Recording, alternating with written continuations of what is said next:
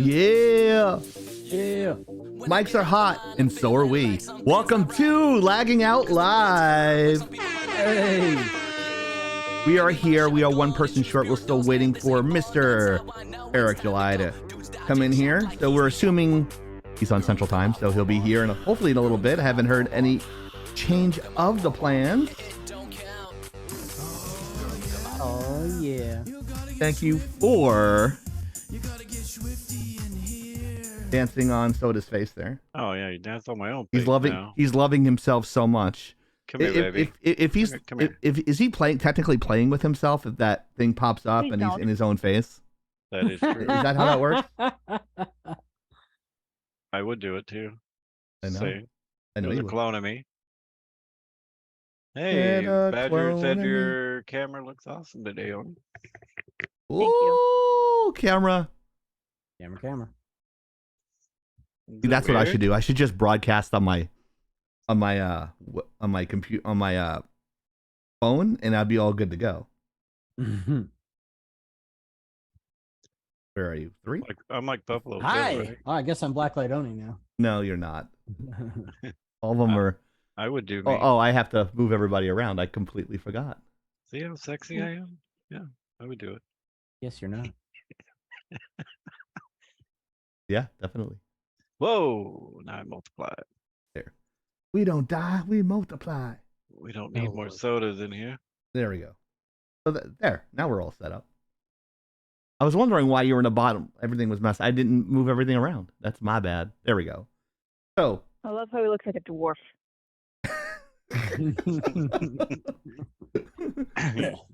Fix that. The dwarf We're mage. We're off to confused. see the wizard, the wonderful Wizard of Oz. Didn't change much. So I guess there you go. we'll just chat. Or are we gonna do stuff till? Yeah, we have topics. Hopefully, yeah, we have enough to talk about. Plus, we have extra stuff that went down. That's not on the list. I don't know if people want to talk about the indictment, but we can talk about that as well. But there are a bunch of things. Talk What's about that? EA, talk about E3 that isn't happening. Oh yeah, definitely. So let's go around. Let's go around the horn here. She, self-admittedly, the right-hand man of Chieftain. Please welcome Blacklight Oni. When shit breaks, he fixes it. Please welcome Hero. Dramatic pause. And he is the only host that runs at 60 frames a second. Please welcome Grandpa Soda.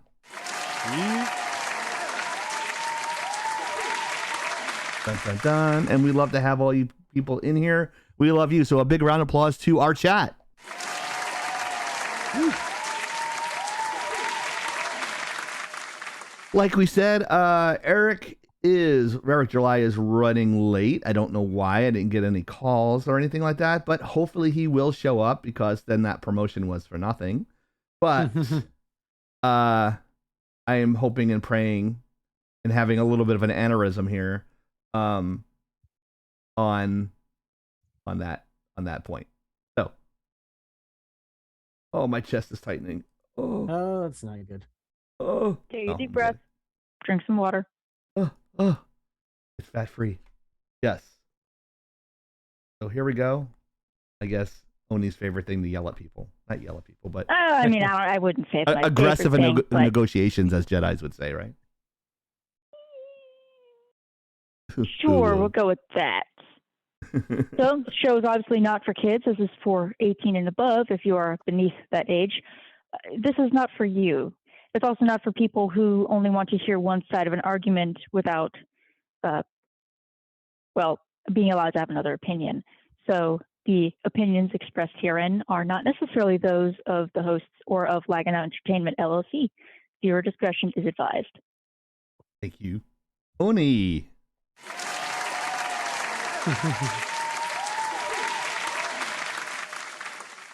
You're not Eric July. Oh wow, I'm all out of whack here. Fuck. I can make myself somewhat look like him. A little I awkward. guess. Yeah, we have a lot of social media. So instead of just going over everything, just pick up your cell phone and just hit that QR code and start following us on all these. Yes, we're on Rumble and TikTok and Instagram Kick. and YouTube and Kick, kind of. We will be. Yes. So make sure you're following us on all those social media sites. And I'll leave that up there. How's everyone doing tonight? Oh, Is it's everyone a new awake? day. Yeet. I'm excited. I few- can't wait. I can't wait too. I hope it happens. I haven't gotten an inbox back or a Twitter response. So yeah, still no responses. Awesome. So let me just go to a live shot of me. Hi. Skip over to this and then go back here. Hey, we have Tyrann Death. If you don't know who Tyrann Death is, you're not alone. Tyrann Death comes up Tuesdays and Thursdays on our stream, 6 to 10, where he's either doing Diablo Season 28 or Final Fantasy. Check out local listings to see what he's streaming and check out all social media to see what he's streaming on those particular days. It would be Warframe tonight. Warframe tonight on Friday. Hmm. Warframe. Of course, they're having shit weather up there, so hopefully he's Yeah. okay. It's We'll hope he's questionable okay. whether or not he's able to actually continue playing. Might have I to mean, borrow. we've only had a few tornado warnings, a lot of rain, lightning, thunder. Good times. Yeah. Uh-huh.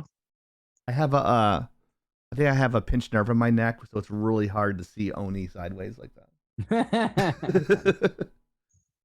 Weird. That's Don't doing worry that. about that. She's handling business. No worries. So we're gonna get that trivia out of the way because I've been watching Avengers. What's that? What's it? Phase 1. Yeah, words are hard. I was like, ooh, I have a trivia question that I can do this week that is actually comic related because we're gonna try to keep it comic related as best we can. Gotta keep it separated. Dun, dun, dun, dun, dun, dun. Gotta keep it liberated. Dun, dun, dun. No, maybe not. Uh-oh. But what? Nothing. I Okay. just saw something in the chat.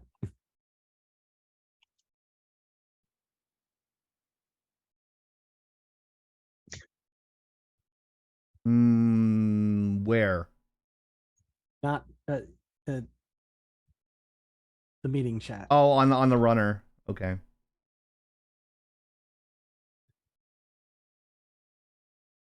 Thanks, Hero. Anyways,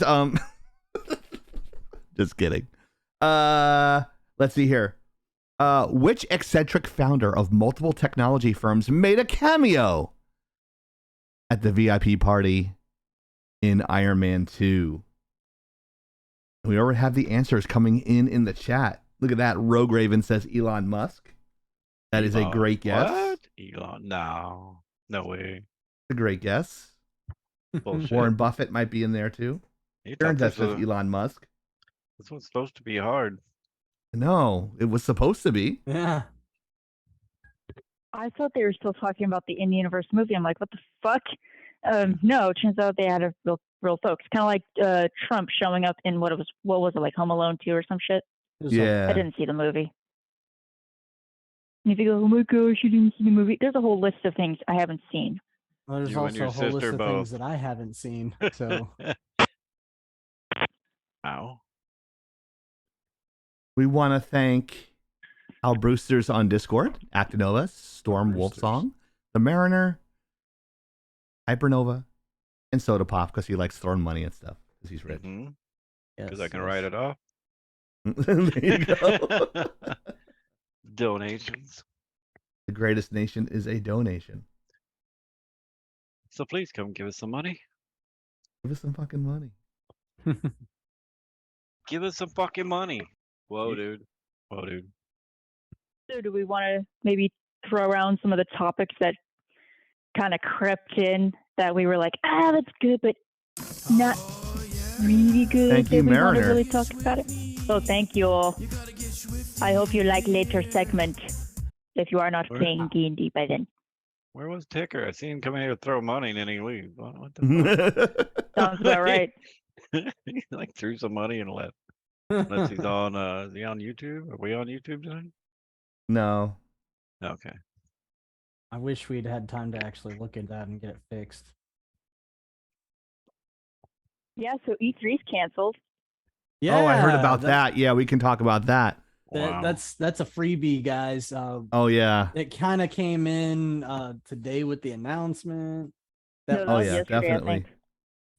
Well, it was. But I mean, Why do you think that we all happened? saw the writing on the wall. Oh, money, or lack thereof. You have to remember.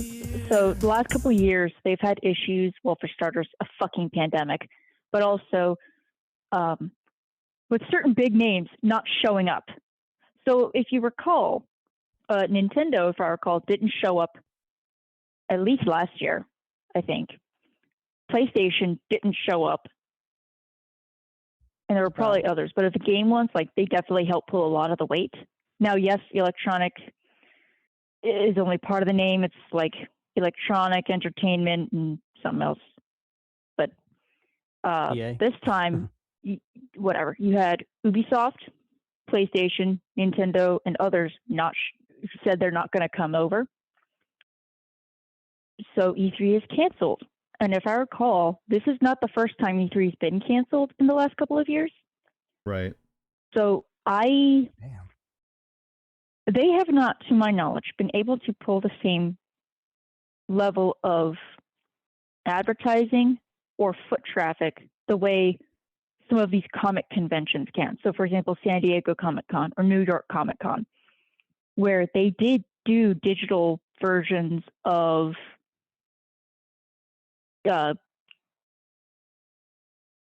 their convention floors.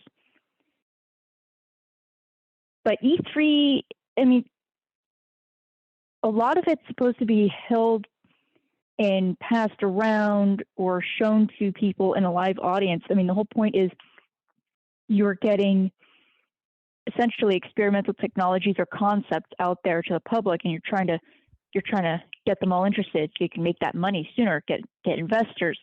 Whereas the comics, a lot of it's going to be meet and greets, merchandising, accessories, costumes, photo shoots, things like that. It's not necessarily reinventing the wheel unless it's coming from the big names showing, hey, we have a new movie, or hey, we have a new comic, or this, that, and the other coming out. So some people don't even know if E3 is going to make it, like, ever again. I'm one of those that kind of goes end of an era, and maybe that's the way it goes. Well, I mean, not everyone gets to go out in a blaze of glory. Some people just go out with a whimper, so we'll see. But we're talking about that's 2 years almost in a row that E3 was canceled, and that was big money for something that only really makes money when the conventions are held. So that's 2 years of major financing gone. Then last year, I think it was the big names didn't come. The Sony, Microsoft, and Nintendo didn't show last year. Yeah. So, because I think it was 20 and 21 that E3 didn't happen, and then it was 22 last year when the big three didn't show, and then now this year big three made the announcement that they weren't going to show, and now everybody else said nope. So I think it stands to reason to throw that big time basically put the death timer on them. What do you think a booth would cost at E3? That's my question. Right now, negative $10. Typical 10 by 10 years ago at South by was 3,000. So it's probably just for a 10 by 10, the smallest one. 10K, And you also- 15K. And I had And you two. have I to had remember- two leg. Sorry, no, go ahead. And I had a I had a discount both years. I got it for 1,500 both years for lagging out. Nice. But go ahead. Were we there? That's just the Yes. well, not us, but like lagging out as an entity was. You Oh. have to remember though, when it comes to those tables, especially with those names, that level of business, it's not just the table. You're talking about table runners, professional banners. There tends to be professional setup where there may be LED lights behind it. You may be having things hung from the ceiling. What you may have might actually be almost like a stage room in a way where people can walk around and look in your booth. Yeah. They have kiosks I- and stuff depending on how big. Yeah. Like the bigger places have like these interactive things where you just walk in. I mean, everyone's been to a con before. There's different setups for every type of company. But yeah. I wouldn't say everyone's been to a con, but the thing is that I Yeah. do have a benefit because where I work, that's what some of my coworkers help produce. Is they put those things up. I mean, we're talking yards and yards of printed material. This stuff is Mhm. not cheap, and the material No. they choose is very nice. I mean, beautiful. The colors are vibrant. The printing quality is top notch. But Yeah. this is not cheap because this is stuff that has to get rigged up and set up.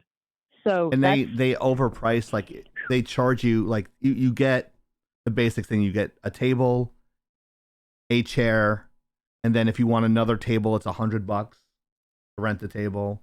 And then if you want extra stuff in your thing, like electricity, Power. that's extra for the weekend. Yeah. So Yep. what I did was I went to Walmart the day before and I got another table and another dressing for the table. So I had double tables, and we had a pro gamer at ours, and we had to beat the gamer. Like they 1v1 in Call of Duty.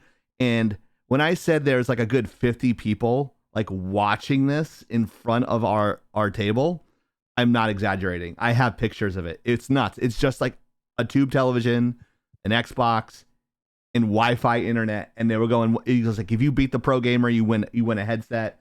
And like we had the smallest table, and the people next to us had like these custom LED surfaced pinball machines, and they were like $10,000 each.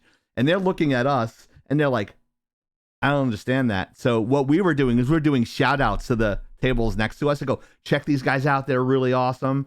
And like so much, like they were getting a lot. We were actually getting spill off. We were actually giving spill off to the other groups that needed the help. Right. So the guy came up to me. He's like, you know, I never had a presenter from another table do that to us. We appreciate that. He's like, I'm going to tell everybody about you guys. You guys are like really good people. I'm like, well, thank you. So, I mean, with the smaller groups, like I was literally right in front of the bathrooms for 3 days. Like that's Dude. where the booth was. It was horrible. What do you want for nothing, right? But yeah, it's make sure you have hot tea, lots of antibacterial stuff for your hands because you're shaking a lot of hands. People try to sell you shit. He's like, you understand I'm at a fucking booth, right? I'm selling you stuff. You don't need to sell me stuff. If you want to sell stuff, get a booth like everybody else. It's kind of rude to come into my realm where I'm selling a product and you're trying to sell a game to me. I don't. We don't do that. We don't buy games. We don't do that. Like, why are you wasting your time? Because I have like 1,000 people in front of the area we have. Yes, we know we're Naturally. cool and you want to be like us, but come on. Just kidding. But not really. Anyways. But yeah. I mean- Also, apparently, don't know why. Well, I mean, I do. I just hate the idea. So, you remember this really interesting idea called Dragonlance? May or may not have spawned an entire book series, and Was a book Um, series, yes. not that, wrong one. Dungeons and Dragons modules that I may or may not actually have copies of because I know people and they give me things for Actually, free. Yes. Oh. Give The us your fucking money. Dragonlance Well- yes, the Dragonlance modules did spawn off of the novels and books from the Dragonlance book series. I am Yeah. very aware of that. Well, apparently they're trying to make live action TV show now, so because there's not enough live action stuff. I don't No. say this to be an asshole, and I don't say this because I hate movies and I hate television and I hate everything. I swear, I'm not like that. I hate a lot of things, but there's usually a reason. There's usually a method to my madness. Allow me to explain. For starters, there is a huge swath of fantasy stuff right now. By adding more doesn't necessarily mean you're going to get a winner. Now, yes, some of the fantasy stuff has been quite subpar. There's a name we have on the tip of our tongues, and we're not going to say it. So, why is it still a bad idea when Dragonlance has such an old following? Because, for starters, we are talking about a very, very specific fantasy group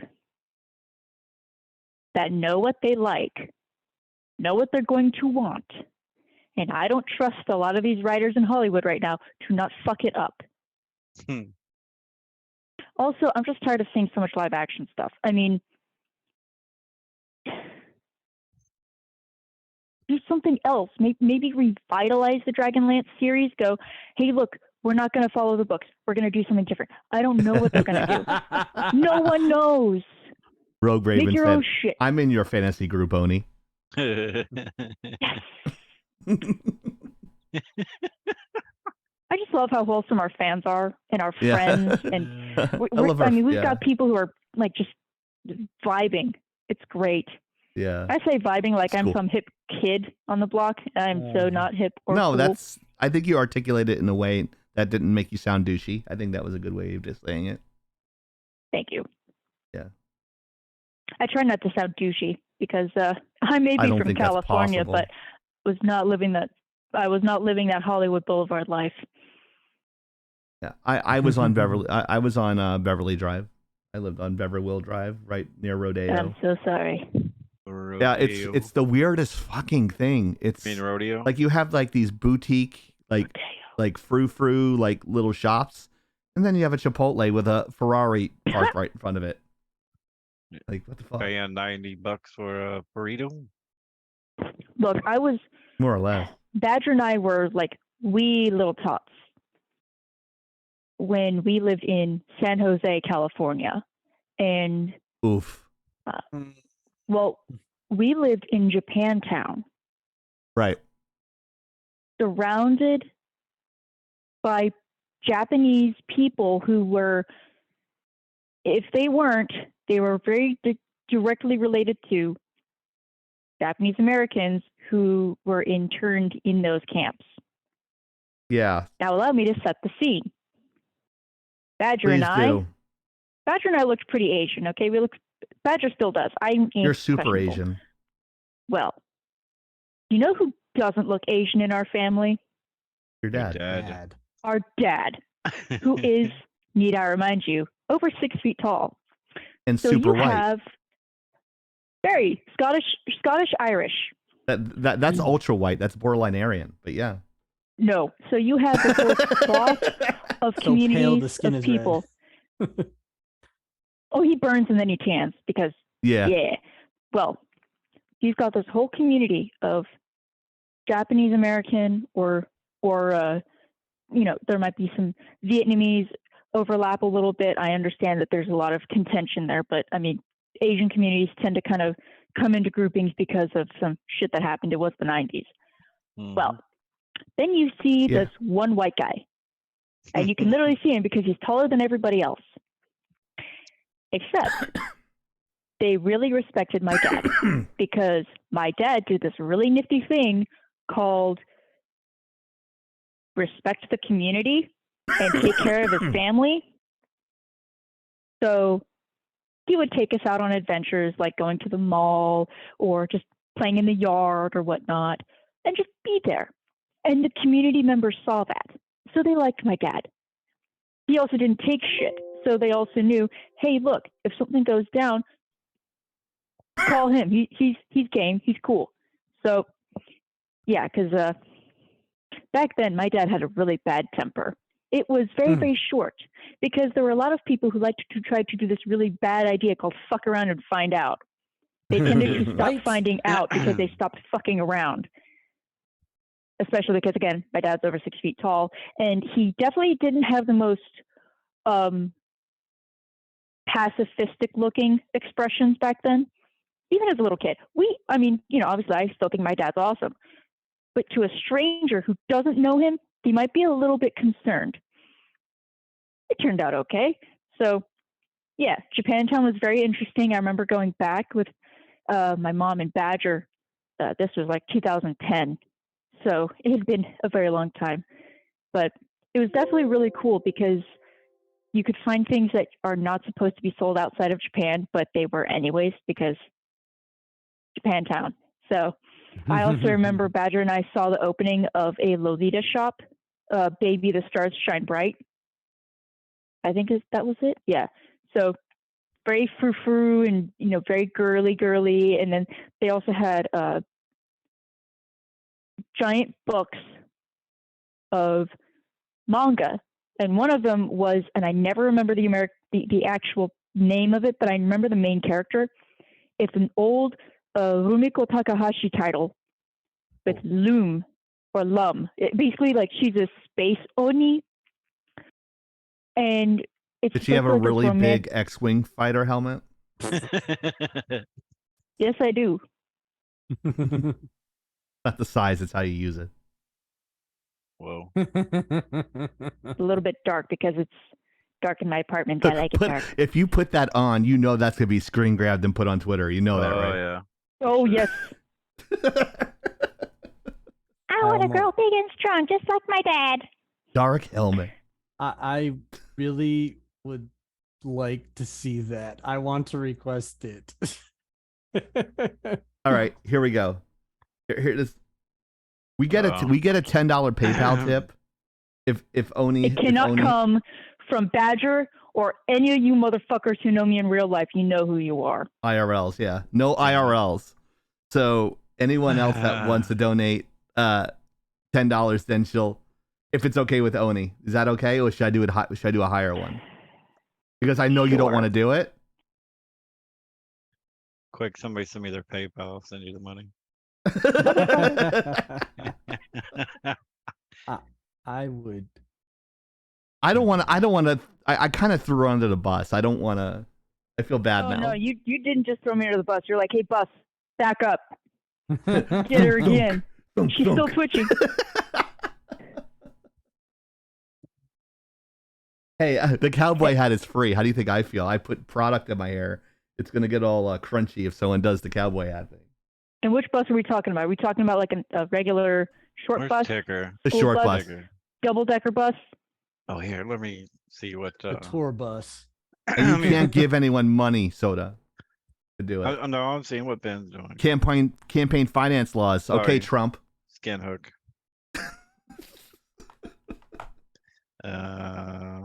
Campaign finance laws. Well, that's why I have my. I can shill. I can shill the comic. You know I have my little Trump bobblehead back here, just to Sweet. piss people off.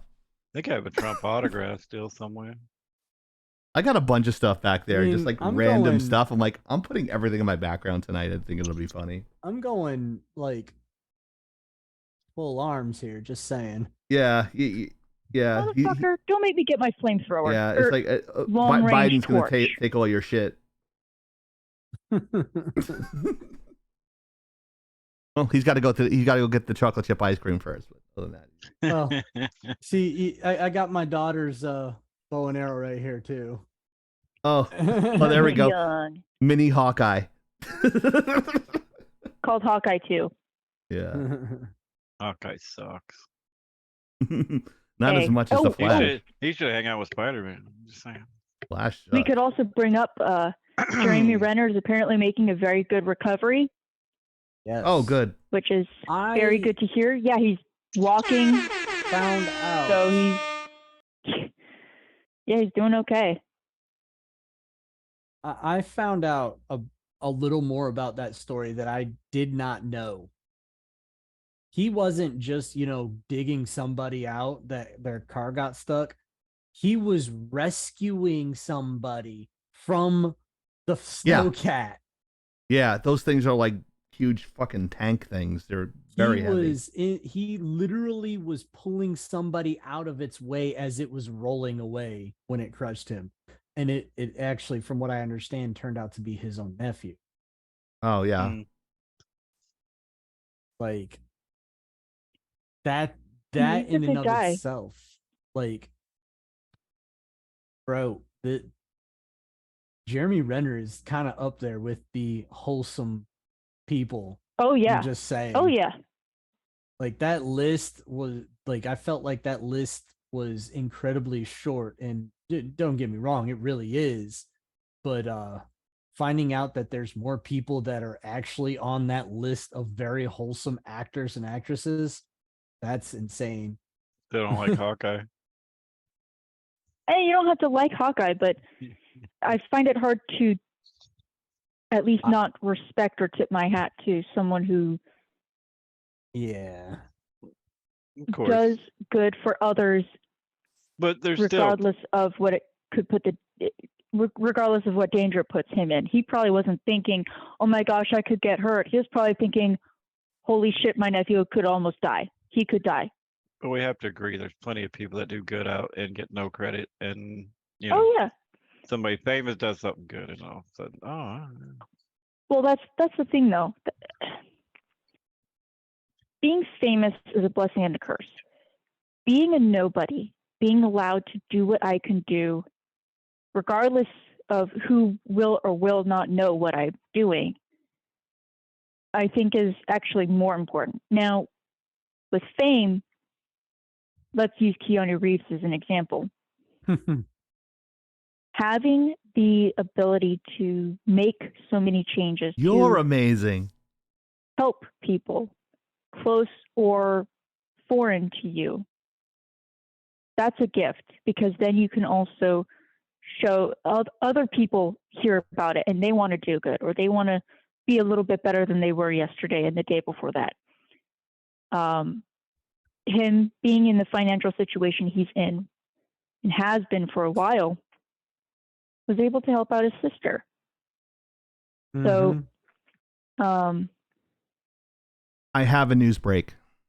Oh. Yep. Just heard back saw the from news. Eric July's people. Eric says he will not get home until 9 Central. That's Ooh. 10 East. Would you like to reschedule or still have him tonight? I recall from another message that your streams could be 3 hours. So you guys cool with that? Because you gave us two Reschedule? options. I think we can get everything in an hour. So if he comes in at 10, I'm good.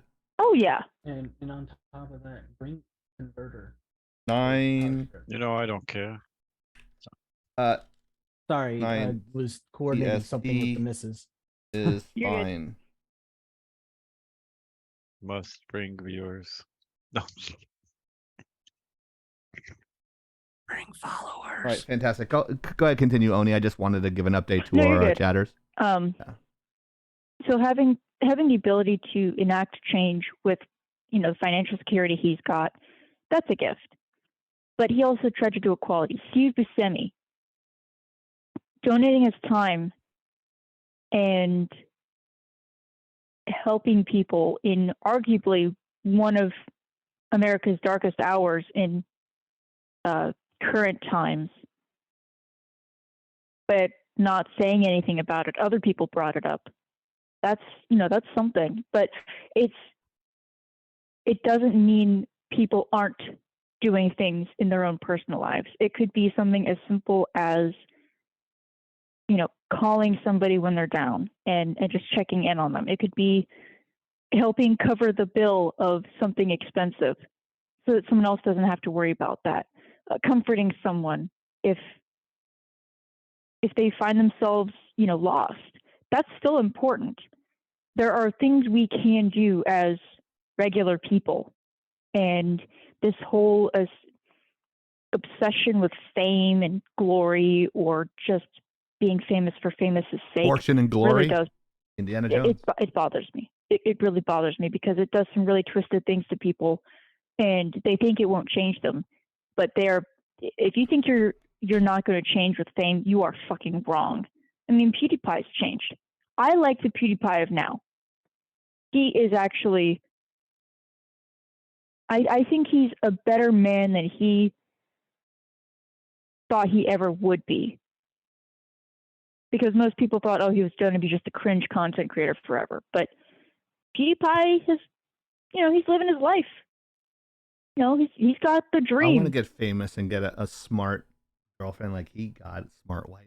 That's awesome. I need to get out there more. I need to drop 30 pounds. Oh my god. Because my personality is fucking perfect. My confidence is right where my looks should be. I'm a solid 6. I'm an 8 if you drink. Wow. I'm good. Of course, Soda's a 9. No. And Hero's a 10. Well, I mean, he's an avatar. He Wow. can change how he looks anyways. That's a little bit unfair to compare yourself to that. It's I'm an unrealistic flattered. body type. Is that what you're implying? Yes. Hey, there's Wow. Ginhook, thank you so much for the 100 biddies. Oh, We thank appreciate you. that so much. Thank you for supporting the live. We appreciate that. I was so depressed on last Friday. I'm like, because of all the unheard of expenses we had it lagging out the last month. We really appreciate that because when you guys tip and you guys come here, like it costs nothing to show up in the chat. Like we just love it when you guys even show up, and we love it even more when you give us money. But we appreciate every bit you take, every sub you make. We appreciate everything you guys do. Thank you so much for coming to our little show. That should be having 9,000 viewers in it, but we appreciate all the 9 viewers that are in here. We love you all. I'm Chieftain. Cheers. To my right I'm a is Ferrari. the brains of the operation, Black Light Swear. Oni. Below me is the guy who fixes everything, is Hero. In the bottom right-hand corner is the guy, the king of dick jokes. Please welcome Soda. The fuck? So That's true. Apparently I'm a Ferrari. Yeah. What the fuck? it's funny, the two guys that actually teach college say the most dick jokes, and the two military people that you think would say more dick jokes are the smartest ones on the podcast. If I'm the smartest one on the podcast, we are fucked. Well, damn. Kind of like this dick joke. Tear and Death matched. Wow, they're going back and forth. They're having some like sword fighting going on in the chat there. Thank you, Tear and Death. Hey! Let's go. One more, guys. Come on. Oh, one more And what for a train? With Yeah. Oh shit, cool. Oh shit. given this, Oh, shit. 300. Ginhook, you're being way too nice to us. Thank you so much for the 300 biddies. That's amazing. I'm sorry, Oni. Please go ahead. Go ahead, Oni. You're I good. just have to give the shout outs. I Given- keep on interrupting you. No, you're good. You're good. Given the change in the schedule, would you like us to maybe cover at least one of the topics that we had originally set up? Oh, sure. Please. Yeah. Let's go for it. Which one If would you you don't like to mind, do? I would really like to cover more recent news regarding near where I live. Near being very, very generous here. Thank you, We Badger. had in the state of Wisconsin a soldier return home, positively identified, buried with full military honors. And what makes this really special is that he had been assumed killed in action, but missing in action Thanks, Soda. since 1944. There it is. Hype train incoming! He had a living sister and a living brother who made sure to keep track of all the information they could so that the POW MIA agency could positively identify his remains. He had been buried as an unknown soldier at the Ardennes National Cemetery in Germany, but they brought him back in 2019 and they positively identified him, and he came home on Tuesday. Oh, thank God. He was 20 years old when he died. Oh, young. Yes. Well, And he was a a soldier little bit in the over 4 Army. minutes for the hype train, guys. We're 63% there to hit level 2. Go ahead. No, you're good. So it's very special because these types of things don't happen every day. Right. There's of course the idea of which is worse, losing someone or never knowing the answer. Yeah. He had been killed in the Battle of Hurtgart Forest. I know I butchered the name, and I do apologize. I do not Yeah. speak German. That's a hard one to pronounce. And he died in one of the days of battle, but they couldn't confirm anything. So for 70 years, his family's been waiting, and to have that closure after so long, that's special. And the POW MIA agency, this doesn't happen as fast as we wish it could. The number of unknown remains that are out there that are still being found is tragic, terrifying, but humbling to know that so many places have been touched by warfare, that people have died for different causes throughout so many years and so many generations, whether it was their home country or not. But they have to, with that much time passing, there's details that are going to be lost. The dog tags may or may not have either been utterly destroyed or survived. Articles. I mean, they found clothing can Bucky only- Barnes, so Oof. anything's possible. Wow, Bucky gifted Barnes is sub. also a cartoon character. 5 Whoa. gifted subs for We said- Soda. Oh, thank you. Well, they actually went to good people. But Wow. he, You just got a clip for being a dick. Fuck you. Thank you, Badger. Go ahead, Oni. thank you, Badger. Being able to make a positive identification, given how far DNA testing has gone, and I'm sure they had probably dental records, We get our hype train? maybe. I mean, it was the 40s. But just to think We that, hit level 3. I mean, I'm older than him. Yeah, He it's died crazy, younger right? than I was. I'm sorry? It's crazy because you don't even live your life at like 20. Thank you, Skinhook, for another 100.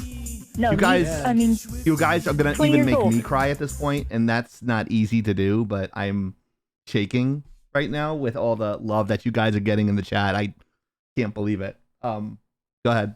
so it was a special place in my heart, and I know it's not gaming related, but reminding us that World War II wasn't that far away ago, really, that it still does affect people, but that someone out there did get closure, that a young man who died in service to his nation was finally able to actually be brought home where he should be. Although I will say, for the good people of Germany to have buried him with military honors is obviously still very special as well, because they did not necessarily have to do that. But that's why we have national cemeteries. That's why there are national cemeteries all over the world from different battles. It's because it doesn't necessarily matter what side of the battle they were on. They Yeah. died for something they believed in, or they died for a cause that they were told to die for. You don't Yeah. fuck with the dead. You let them Our rest. family You donates respect what they wreaths did. for the we donate wreaths for the veterans that pass away at the cemeteries. We go. Mhm. I don't remember what's called, the National Wreath Fund, but we like donate like $100 or $200 so that way every veteran has a wreath around their thing in Arlington and like places all over the country, and in Yeah. Normandy as well. We have fallen heroes there in Normandy, and so I think some of them go there as well. So it's, I hate to say it's disingenuous to a fact, because my father being a Vietnam vet, now people don't want to make that same mistake. So they want to give love to all you guys, that even, it doesn't matter what you did, even though Oni kind of downplays it. She's like, I was in the band. That's important. Every military member has a job, Mhm. and you are the reason we can actually talk shit on Twitch. You're the reason why we still, debatably so, have a freedom of speech, and do all that stuff. So thanking people like you and even Hero and his Oh, better ouch. half. He did more. He actually fucking went overseas and had to go to Kill people. pits. No, he Right. didn't. Oh, damn. I Yeah. didn't kill people. But yeah, That he can it's talk great that about. he's back home and his family knows this young man. Yeah. I don't know if he fact I don't know that if he was he had a married or had sister- children, but Not to my knowledge. no. As far as I'm aware of, I mean, given his age, given the battles, probably is fresh out of high school. And Maybe. that now back then, you didn't even have to graduate, to my knowledge, Right. especially because of how, obviously how massive this danger was. Thank you, Skin Hug. But the fact that he had a living sister and a living brother who were able to be there. Like we especially in modern times, tried to go, oh, that's old history. That's old history. Not really. It's not that old. No, But it's not. I mean, I think it we was are very just- special that the I'm sorry. governor did say, hey, flags half-mast for Tuesday Yeah, when he that's- comes that's- home. Hey, I think they had the flags at half mast here in Florida. Yeah, I think you're right, Well- Hero. I think we had it here as well. Because There were some other things that went on around the country. So The post office and the police. Ironically live near the police station. There's no one at our police station. Like you go there, there's no cop cars or anything. Here's a little bit of context. They cut the budget. We had 8 police officers in duty in our city, and they cut the budget. Now we only have 6. You guys are like, right? Oh, damn. Deep on Awesome. the Thank you police. guys for the hype train. We hit level 2. Awesome. Great job, everybody. thank Thank you you. so much. Actually, we hit level 3. But, Oh, we hit level 3. My bad. 5 subs. 1,673 bits. hey, Not too in shabby. Florida, is your mounted police made up of police officers riding alligators? That's Uh, awesome. But I will also say that yeah, the flags were like all over the place here at half mast today. So like the schools. Yeah, I wonder why. Warning the sensibilities of our country, maybe. I'm only. You want kidding. my hair to be crunchy, apparently. Oh, geez, Ugh. crunchy. What a yeah. Black. Whoa. Damn, can't get it over. I'm coming, Black Bart. All right, someone I has can way. barely Someone remember what erase other his news showed tokens. up. He's got way too many. Someone dump his tokens. There we go. There's my hunting hat. I'm Not gonna at go all. kill some boar. Try again, buddy. What the? Oh, okay. I don't even know what the hell that is. Hold on. Here in death. Hang on, is it a Breath of the Wild? I don't know. There's like a tombstone on the right hand side. I don't know what's going on there. Link It's- between worlds. I see Disney. but Oh. But I okay, so I had the correct series. I'll give you credit Okay. for that, Oni. Thank you. I'm feeling blue. I'm very blue. Dubbity dubba die. Dabba dee da da da da da. I'm a scat man. Rest in peace, Scatman John. I've been listening to the 2010s in my car, and I'm like, I don't remember any of these songs. What don't Scatman you John was listen not to? 2010. He Seriously. died in 1999. Oof. Did you just get fact checked? Whoa, dude. I know I'm just saying, like, just rent like music. I'm not saying that is a 2010 song. I'm just saying, like, I've been listening to that. What, Chief? No one else watches us on Tuesdays and Thursdays. You can't have 0 people watching. Yeah, they do. People watch you on Tuesdays and Thursdays. I'm watching you. I don't because I'm teaching, and I'm usually in bed by 9 on Thursdays. If I'm not But, on the phone giving you phone tech support. Yeah, Hopefully, our that's true. new buddy comes in tonight sometime. We literally said it was going to be in an hour. No, not somebody else. Oh. Somebody else. Oh, we're also on TikTok. Check us out there. Lots of funny clips. So you might see a different clip on TikTok on the same day that we post on Instagram.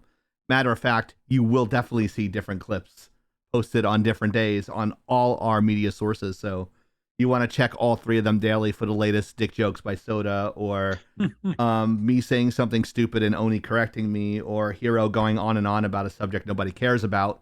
But Damn. Ouch. I'm just kidding. But we can enjoy that there, because I explain the context now at the very beginning, so that way you guys are in on the joke. I'm adding a little bit more to our edits. Did anyone in chat see the Eric July promotion on social media, and where did you Fuck see it? yes.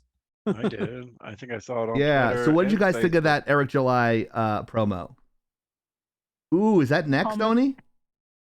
Well, I mean, we can talk about a little bit of it. I don't want to do too much, but I can at least explain some of the differences in between the Absolutely. basic and 3.5 before I completely melt anyone's brains. Let 'Cause me then we set can it kill up for you. time. Let me set up the segment for you. Oh, No go worries. ahead. I don't want to talk too much about the 3.5 edition yet, only because it's like I want to save the good stuff for later. Well, I mean, like it's still all good stuff, but my I- special project, because that one took for fucking ever. I want to. So we asked. I Oh, want go to ahead. slow us down for a second. Do we want to do that now, or do we want to save that for after Eric July shows up? Because there's another topic that I don't know if he's gonna give a shit about talking about, because he rants about the shit all the time with Disney, that we could cover before he shows up. So that Well, one. Well, what I have a feeling that Oni's gonna be very descriptive, so I think it's irrelevant.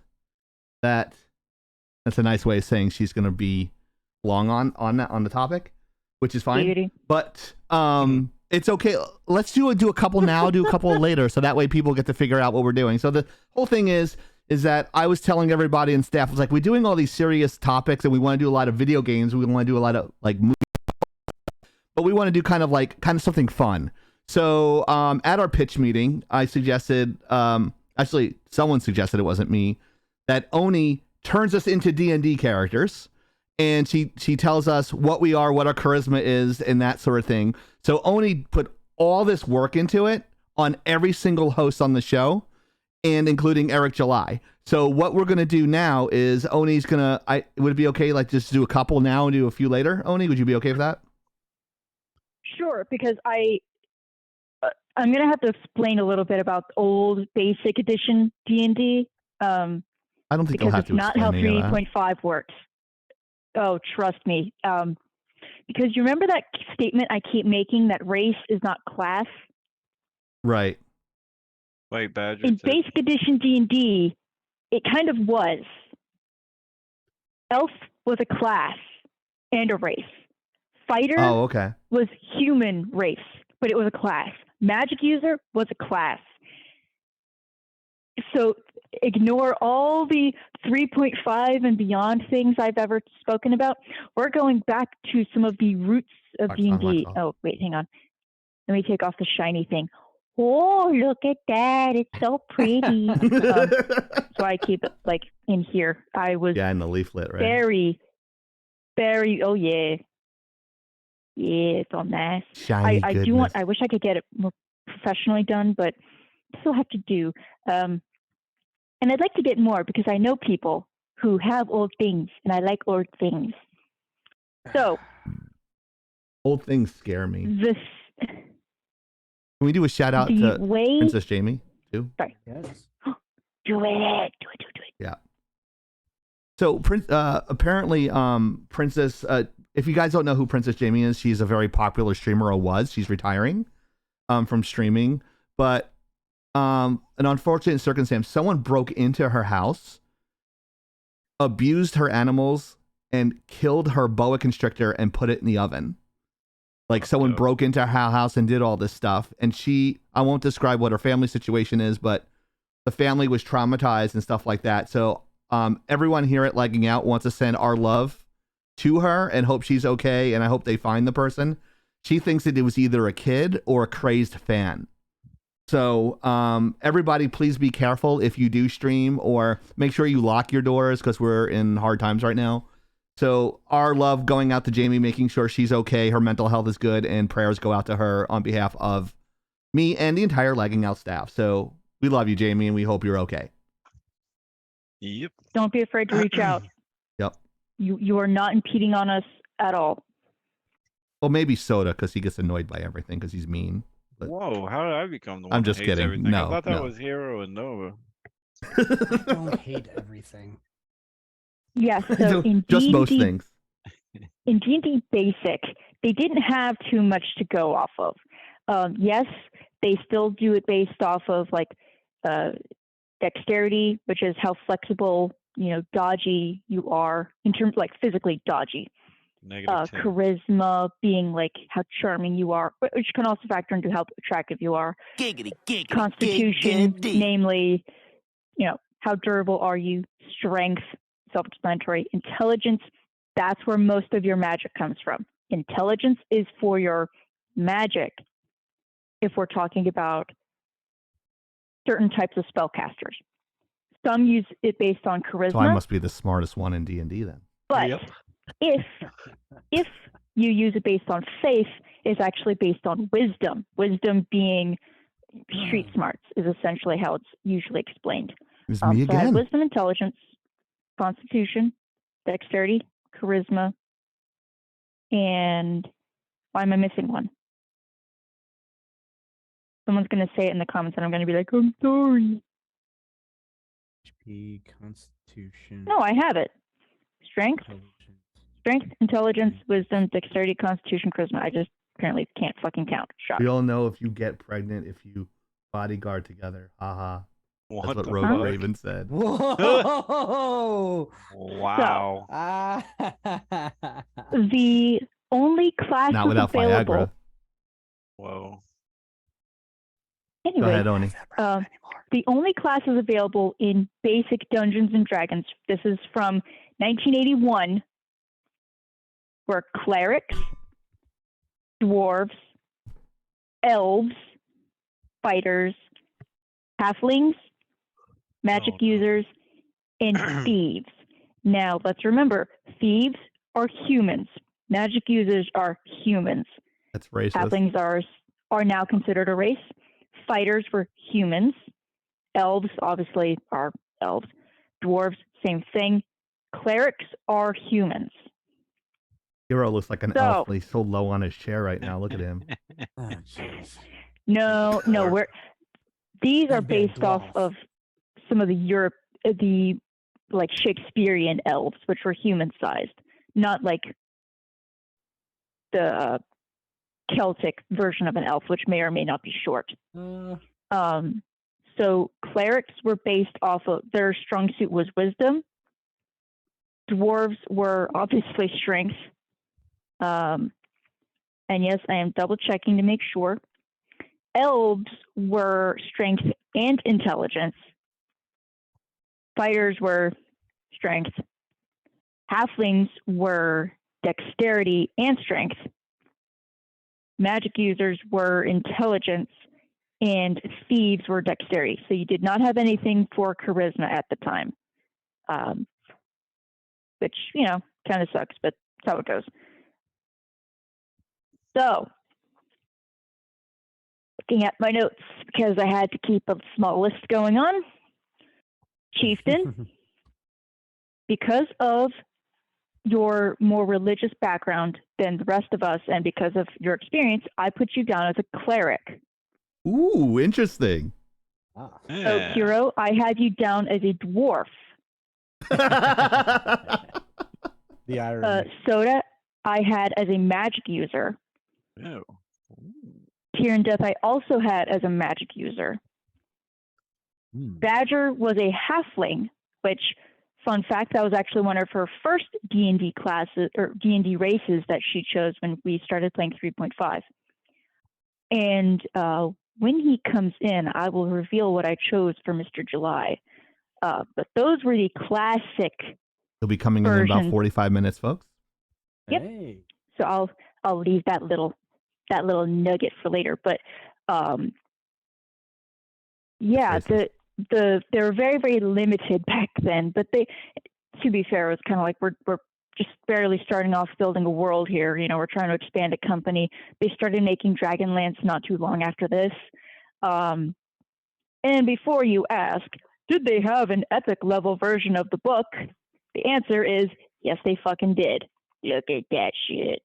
Whoa, dude. And Wow. this, Look at the semi-gloss that no one can see because of the Most- light right there. most of what's in here doesn't necessarily change anything regarding like classes. This is more extra levels, extra spells. Now, back then, you could only get so far with certain levels depending on your class. I think epic so- level was considered 20 plus back then. If I remember correctly. Let's see. On a side note, I'm so glad that Oni's camera is holding up tonight. That's making me so fucking happy. I think it's because I don't have the background going on, but don't Oh, say is that anything. what it Don't is? jinx it. Don't Yeah, this jinx is it. like just my wall. We gotta throw a green How screen to on use there. this book? Blah blah blah. Blah, blah, blah, blah, blah. You still have the RGB light? Oh no. Yes, I just keep forgetting to bring them out because I'm fucking stupid. No, you're Um, not stupid. You're just busy. You're stupid busy. Mhm. I would say rushed, Mm, but hey. That too. Yeah. Okay. The scope of the rules. The Dungeons and Dragons expert set continues the material presented in the D&D basic rule book. That booklet covered dungeon expeditions and allowed characters to progress to 3rd level. It is an introduction to the world of D&D fantasy adventures. The D&D expert rules cover a wider variety of more complex situations. Characters up to 14th level are now possible, and this book includes spells, magic items, monsters, and treasure not covered in the D&D basic set. So I just remembered. yeah. I'm yeah. sorry. I don't mean to interrupt, but No, you're good. Yes, you do. traditional campaigns from that time period actually spanned up to level 10 in general. But it was also way fucking harder. Like, Good Yeah, shit, they're- dude. ooh, you think it was? I mean, don't get me wrong. Certain campaigns are considered very, very difficult. But Mhm. old school, and we're not even talking advanced D&D. Like, we're talking just basic set. Prepare to get your shit kicked in. Remember, this was the Oh, 80s yeah. when video games took no prisoners. 80s when Because- everything was cool. 90s, Because too. Back then, when correct easy me if I'm mode was wrong. just wishful thinking.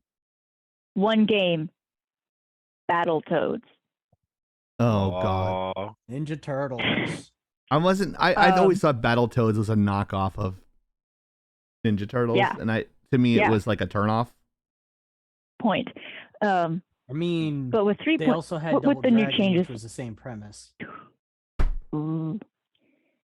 But with 3.5, it's a little different, and with 3.5, of course, I was able to explore a lot more regarding certain intricacies. So I hope it's still really fun for you all. Yeah. So, we'll let Movie that comes out tonight, by kinda- the way. Yeah, I know that's why we chose it for today. Yeah. I haven't seen how it's doing in theaters because I don't really have high hopes at this point. I'm kind of in the wait and see point of view, but Fuck around and find out. from the people that got early showing that I've heard from, a lot of them were saying that it's okay. Not fantastic, but it's not the best. You And hate to me- everything, though, so it doesn't matter. To me, True. that strikes me as fake news, by the way. That strikes me as not a good sign, because Hasbro's already put the production studio up for sale, like 2 Yeah, months exactly. before That's the- not a good start. 2 months before the movie dropped. Then you had the production team coming out and running their mouths like a fucking idiot. So, I mean, the shit they were saying, while if you look at the roles each person was playing, in context made sense, but why would you let them come out and say some dumb shit like, "Oh, we liked emasculating our male leads. It was funny. That's why we did it. It had nothing to do with woke culture." And shut the fuck up. It had everything to do I with call it. I call it a Chris Helmsworth Ghostbusters. Just totally castrating the male characters. Whoa, dude. basically. What? Whoa, dude. Can't What an idiot. castrate anybody. How do you talk without your lips moving? That's a really good trick. Where's your What the dummy? fuck? It's Wait, don't answer fucking- that. It's a trick. Yeah, His lips don't move. Hero Your actually avatar's- talks for me. Your avatar's broken. What is the fuck is that? Oh, you want to see some old school art of some of these Good lord. creatures? See it, Oni. Back in the day, the classic carrion crawler looked like Nightmare fuel. this. What the fuck is that? I remember that. That was one of the first Remember, monsters I we're killed. talking about Hey, old Turn school Down, you art. remember This is we Yeah, I found do, the yeah. local. We found a local artist, a young kid who wanted to do some art for super cheap. So that's what they did. I mean, you're talking about art that's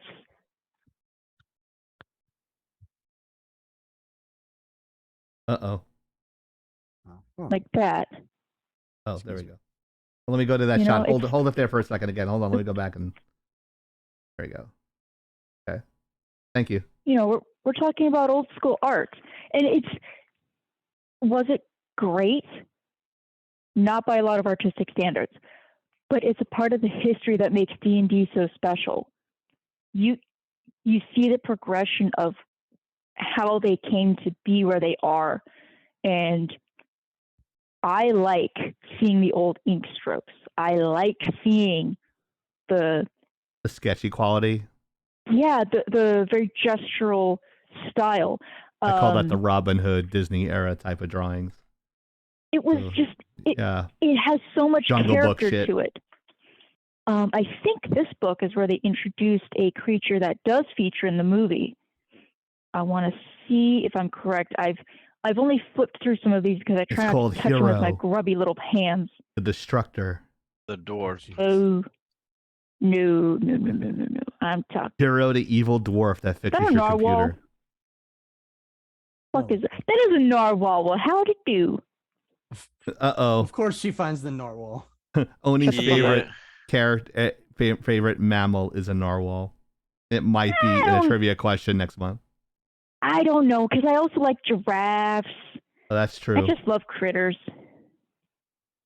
I like Okay, let's see. If, killer Oni knows whales how to because they spell. fuck with their prey before they Ow. kill them. Throw them in the air and Shit. shit. Wow. they didn't include a drawing. Damn. But in the expert manual, they do have the stats for Displacer Beast. Its description reads as follows. Look at her. She's like beaming talking about it. She's so happy. A Displacer Beast looks like a large black panther with 6 legs and a pair of tentacles growing from its shoulders. It A pair of attacks with what? these tentacles. Tentacles, yes, Okay, okay. which have sharp horn-like edges. A Displacer Beast always appears to be 3 feet from its actual position, making the creature hard to hit. Any creature attacking it must subtract 2 from the 2-hit rolls. I'd hit The that. Displacer Beast also receives a +2 bonus on all saving throws. They are semi-intelligent. Displacer Beasts Oh, hate definitely and fear my type of blink character. dogs and will always attack them and anyone traveling with them. So they're self-aware, So it's where Oh, hentai God. came from. right? Wow. No. But Yeah, them there's and Cliff's blink coming dogs hard. are basically able to teleport or change where they are or where they are perceived. Yeah, but then you get information on like the cockatrice. Their art for the cockatrice is actually pretty fucking sweet. Let's see if I can center that shit. I just love the fact that my my stream deck is able to cut to shots so quickly tonight. Makes me happy. Yeah. Yeah. No problems. Yeah, Like so- I'm jumping around like this is like fucking cable news and shit. You are watching News. CNN. No. No, you are not. No. Because we have these really cool things called viewers. Wow. Yeah. We have more viewers than CNN. Lagging I mean, out live. We have more viewers than this point, CNN. That's our new logo. That's our new tagline.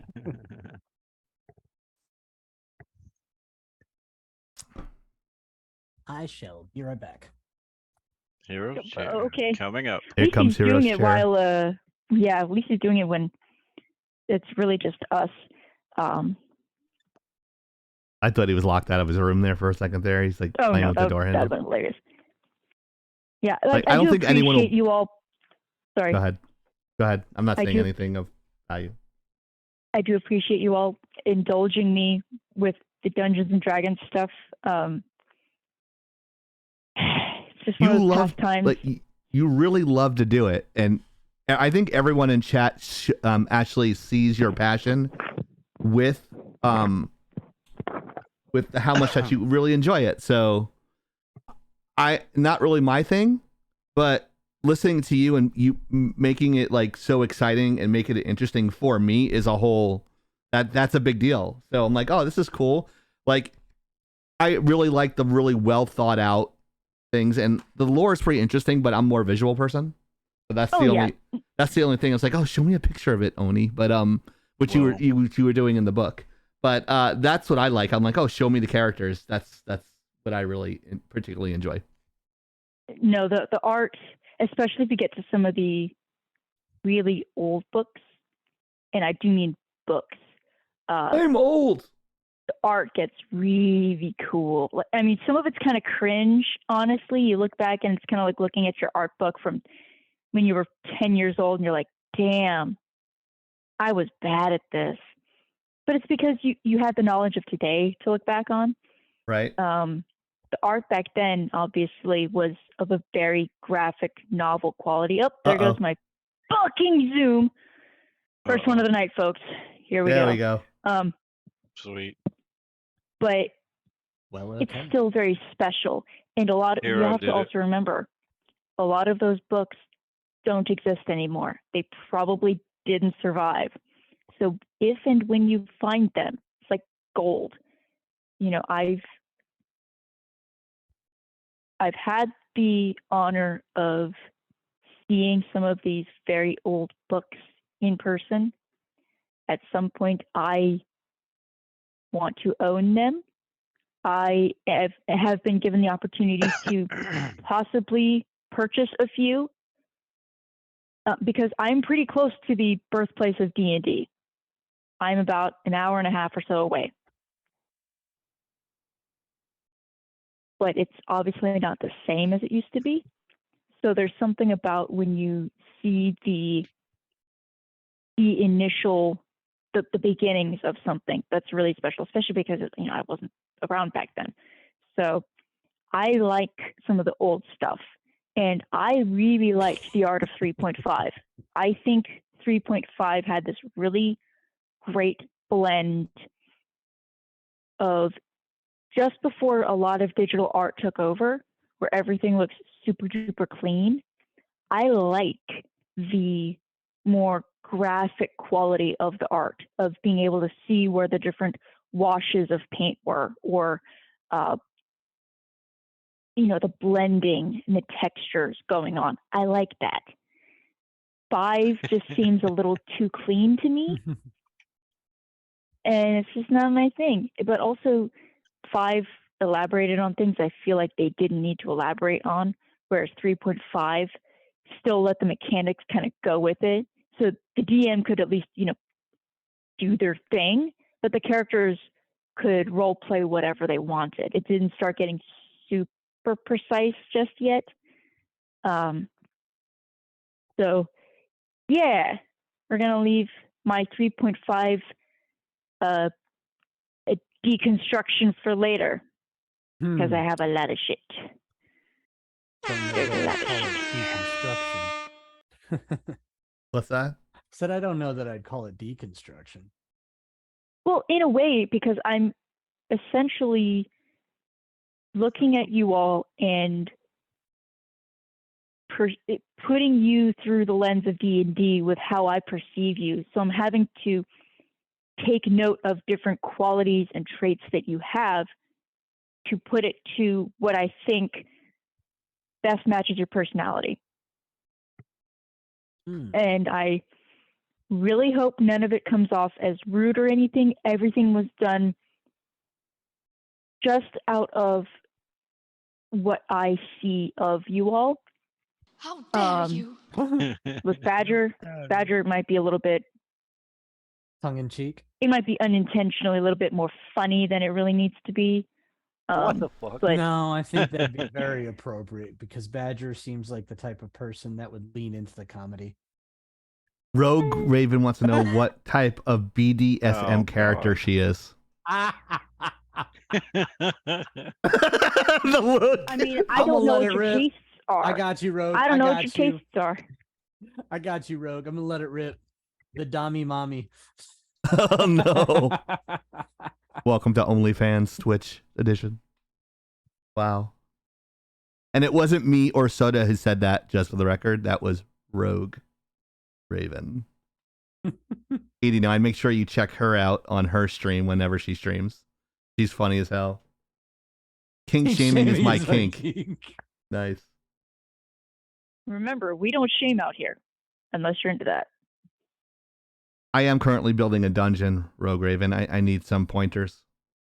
Giggity, giggity, giggity. Just kidding. Here's a Or good am- pointer. Or am I? Read the washing instructions. Lord.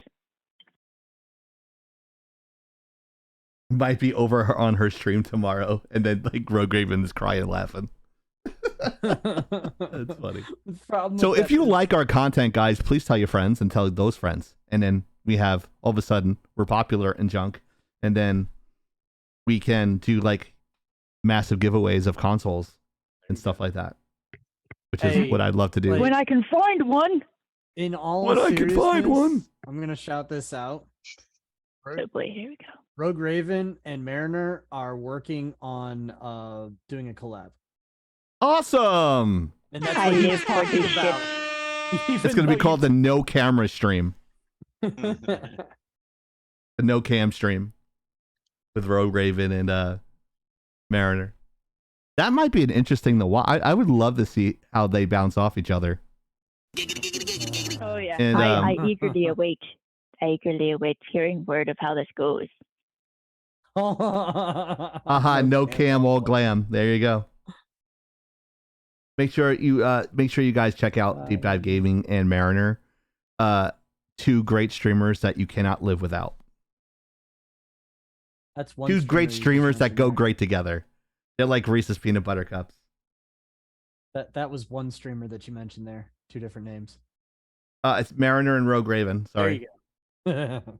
Deep Dive Gaming and Mariner. So what's going on with Disney That's news? the same. So we're going Disney from a happy news. topic to this. Oh. I mean, I think I know what's not going on, which is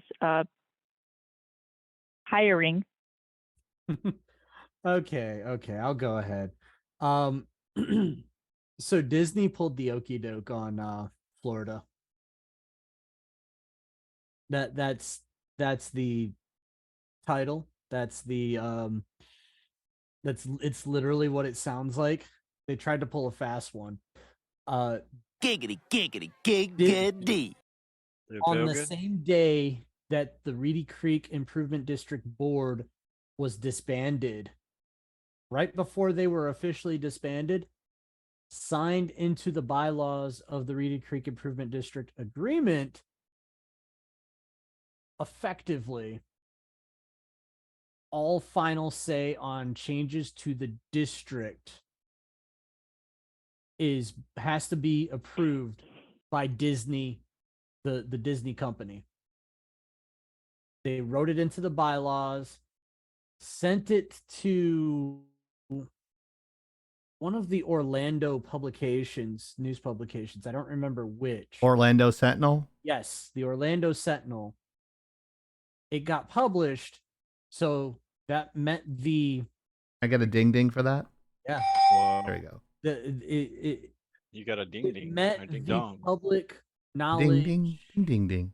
or publicly broadcasted information requirement, because anything done by a district board needs to be public. So they only sent it to the Orlando Sentinel and also included the statement, this agreement does not expire until 21 years after the death of the last living descendant of King Charles the something 48th or some odd fucking weirdo Roman numeral. Well, And that is how they worded it. Now, somebody was obviously being funny because that generally doesn't get used in legal language, but they were basically trying to weasel their way around the law where there is no such thing as a perpetuity clause. whoa, big word. Words are hard. Fucking crazy word. That happened, and I'll pause for a second. Go ahead, Oni. When you're mentioning the King Charles bit, are they talking about the British monarch? Uh-huh. Disney's an American company, right? Uh-huh. Maybe. It's got roots in China. Why the fuck are we basing it off Germany. of a British monarch? They're doing it We to fuck with fucking people, left that shit for a reason. right? It struck me as odd too, but then I realized that somebody somewhere was You realize how bad the Orlando Sentinel is? It's a fucking rag. somebody somewhere literally was writing this shit into this agreement, and my suspicions is it was to check and see if they were paying attention. Obviously, this Florida board that was handpicked by Ron DeSantis wasn't paying attention. I'm gonna put the blame right where it belongs. Obviously Disney's trying to be shady as shit, but also, come on, guys. You had to have thought it was fucking weird that Disney was just rolling over and showing their belly. You had to have seen it coming. I'm serious. Like, Well, Disney made a lot was of news weird this week. As fuck. Well, they threw a smokescreen this week about there was 2 stories here in Central Florida, that being one, and the other one coming to terms with the local Disney union about wages for the next 5 years. They agreed on that stuff, so they thought this would actually slide under the radar, soda. So that's why it was shady, because they went public with 2 different things at the same time. And the left hand doesn't know what they can't. The media can't do 2 things at the same time. So they throw that out. Local news touched on the Reedy Creek, just being in Central Florida. It was actually touched by the local news stations, and but it was overshadowed by the union stuff because they love union shit here for some reason. I was like, oh, they're getting fair pay. I'm like, $19 an hour for unskilled labor. I go, that's not fair. No. I go, basically everyone that, like, if you have a skill, then yes. But if you don't, I have an issue. So basically, they're making more than I do teaching a college class. Yep, same.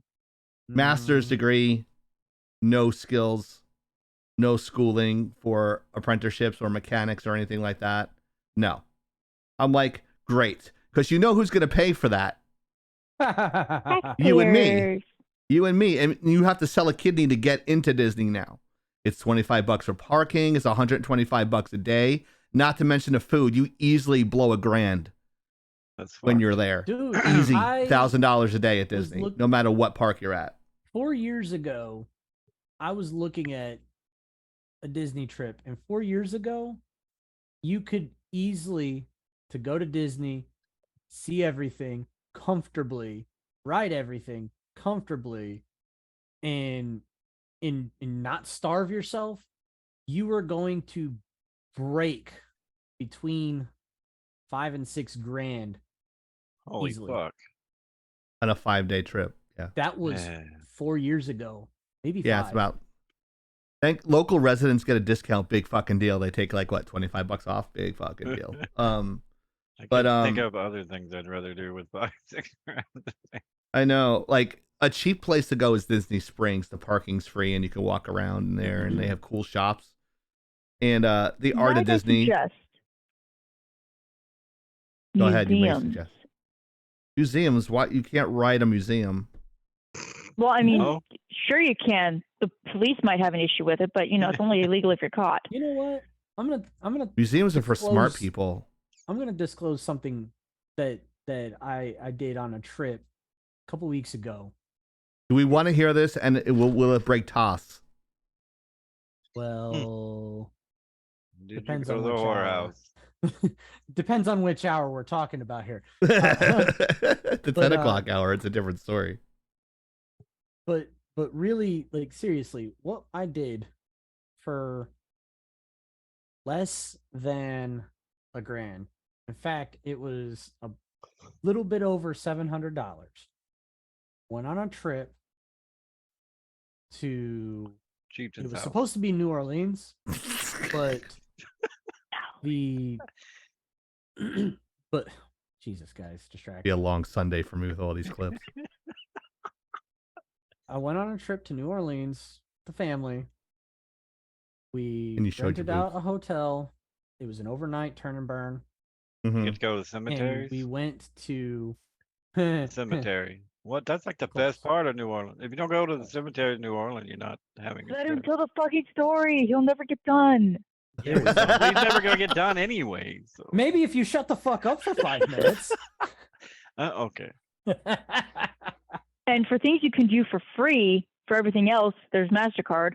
Watch this show because I know I don't have $1,000 to blow on random ass shit. So thought we you were went. gonna We were say supposed to go to masturbate. New Orleans. We were gonna go to a Van Gogh exhibit, actually. Wow. They canceled the Van Gogh exhibit and gave us our money back on those tickets. So Then gah. since we already rented the room and decided to go on the trip anyways, we found literally this out of the way tourist attraction. And what it was a bunch of houses from like the early years of Louisiana. And they literally moved all of the houses into this basically little village, and it was a walk through architectural history that spanned from early colonial era all the way up to post plantation eras. And they just all kinds of exhibits from farm equipment and house styles, what the interior of the houses looked like. It was actually really cool. My daughter at 6 years old had fun walking around these places and looking at the different things, the different handcrafted items that were actually on display in this village museum. So, I mean, hey, I spent less than $1,000 and my daughter was entertained and educated at the same time. Well, in Orlando, this is something you might enjoy. There is a place called Machine Gun America. And it's exactly what the title indicates. You can spend, I don't know, maybe $100 and you can shoot LMGs fully auto into targets. And it's the greatest thing in the world. Zombie killers, like, I want to fucking go there, but we don't have time. It's like, That's and the every time we one, drive by, we go, Machine Gun America! And we're like, and I go, woo! And the same that's one something that- you might want to do too when you're in Orlando. It's called Machine Gun America. We don't even get a plug for that, but it sounds fun as hell. And that's something I think Oni would probably enjoy as well. Because that LMG is probably as heavy as she is, because those things are fucking heavy as hell. That's not the same Fun one that fact. 100 pounds, those things. 7-year-old killed their instructor. That's not the same place, is it? Oh, jeez. Not that I think, not that I know of. 7-year-old was getting taught how to shoot a Uzi, and Oh, yeah, yeah, that was poor situational awareness. you think a little bit. Yep. Just news. Eric is on his way. I Sweet. just got a message from his handler, Thank you. his booker, Ooh, ooh. his peeps. so to speak. Peeps. So, fun fact for Soda and for Chieftain, since y'all mentioned. That's me. I'm Chieftain. Soda, I think. Unless he mixed it up again. Depends on the day, right? Like Deep Dive Gaming and Mariner are not the same person. Yes, they are.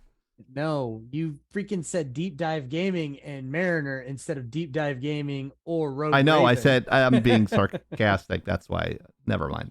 Sorry. You got to explain it.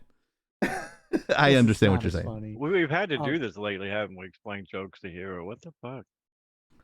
We have to What? speak slower, I think. Oh, okay. I can do that. No, you do I'll that. teach him and as we'll- I What do. about I you? do have some people that know American Sign Language that we can put them in the corner for them. Right? Yeah. Here's mine. Knew that was coming. But I yeah. teed them So up. fun Yeah. fact: if you go to a gun store that also includes a gun range, and they happen to have machine guns for sale, you can rent them at the range. You pay for the ammunition. This is how I've shot a Thompson. It was a Sometimes stick I mag, and like it to was so touch. fucking awesome. You do get to touch. Yeah, you can touch it. For a certain Well, amount. you Dude, get to like- do more than touch it. All the Oh. giggity. It's funny. Like all we'd have to do is grab the gun, and then all I have to buy is a bunch of muzzle flashes on a visual effects site, and just like have like Hero running around like killing Nazis with like Captain America, and just put the muzzle flashes there for him. Like they're gonna be like, "What the fuck happened to Bucky?" Can Hero shoot the gun? Bucky looks different. He's got the long hair and the beard, but he looks different. Yeah. A little softer around the edges, I suppose. Does Hero like get to me- lube it up and shoot it in the ground, though? Giggity, giggity, giggity, giggity. Wow. Like you I did will your say- crossbow? Yep. I like where this is going. I can't guarantee how good my service is going to be very soon, because for last several minutes now, lightning's been pretty Yeah. you pretty gotta Don't flash jinx flashy, it. it. which is so I have no idea what's going on with the weather. I'm not exactly watching known it for for knowing you. the weather out here. My mother knows more about the weather out here than I do, which is probably more telling about how I just don't give a fuck. But I'm watching you. I know it's. Thank you. I know we've been expecting a lot of rain. It might snow tomorrow. Why are you No one still knows. here? So yeah. Snow or rain, flip a coin. Yep, that's the north for you. Yeah. How many rainouts are gonna get there in the Northeast? By the way, Astros suck. Yankees It's- fucking suck. It says it in the runner. Oh, of course it does. At the end. I want to see how long you'd see before I noticed it. Motherfucker. You didn't notice it, did you? Eric did July not. is spelled correctly now, though. Thank I put a you. K in there for some reason. I don't know why. Who knows? Spelling's hard. I'll wear my Astros shirt. No, you won't. And if you will, we won't see it. Right.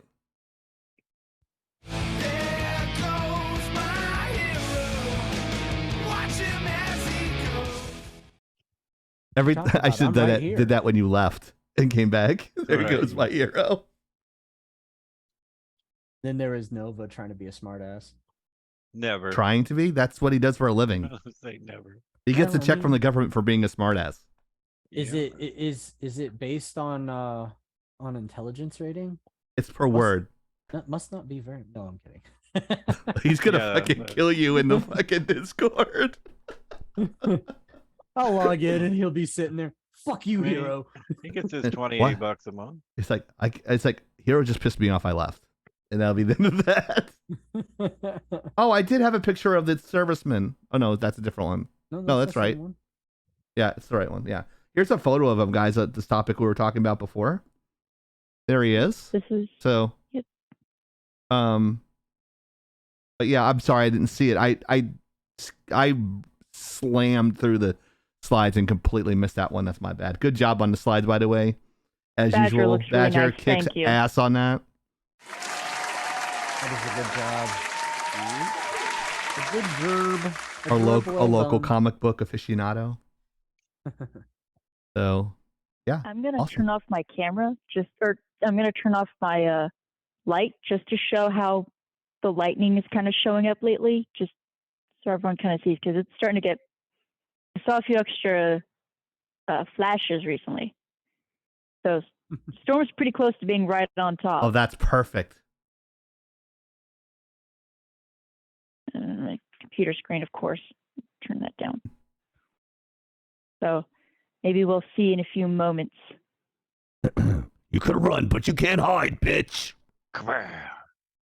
You can run, but you can't hide, bitch. Here comes the thunder. Here comes Thor. Wait. For love and thunder. Thank you. Oni fears no one and no thing. No thanks. She is the Blacklight Oni. Dun dun da da. Na na na na na. Oh, weird. Dun, How dun, to shake the dun. head again. Da da da. Doesn't it feel so good? Don't you catch Yeah. yourself rubbing your head as you're working during the day? Well, no, because I've been washing mascot heads all day. Yes, Oh, okay. that is.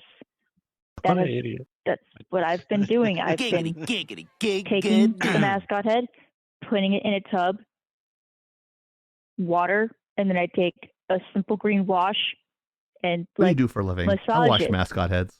and then rinse it out, and then I put it on a pike and let it dry. That's what Oof. I did all day.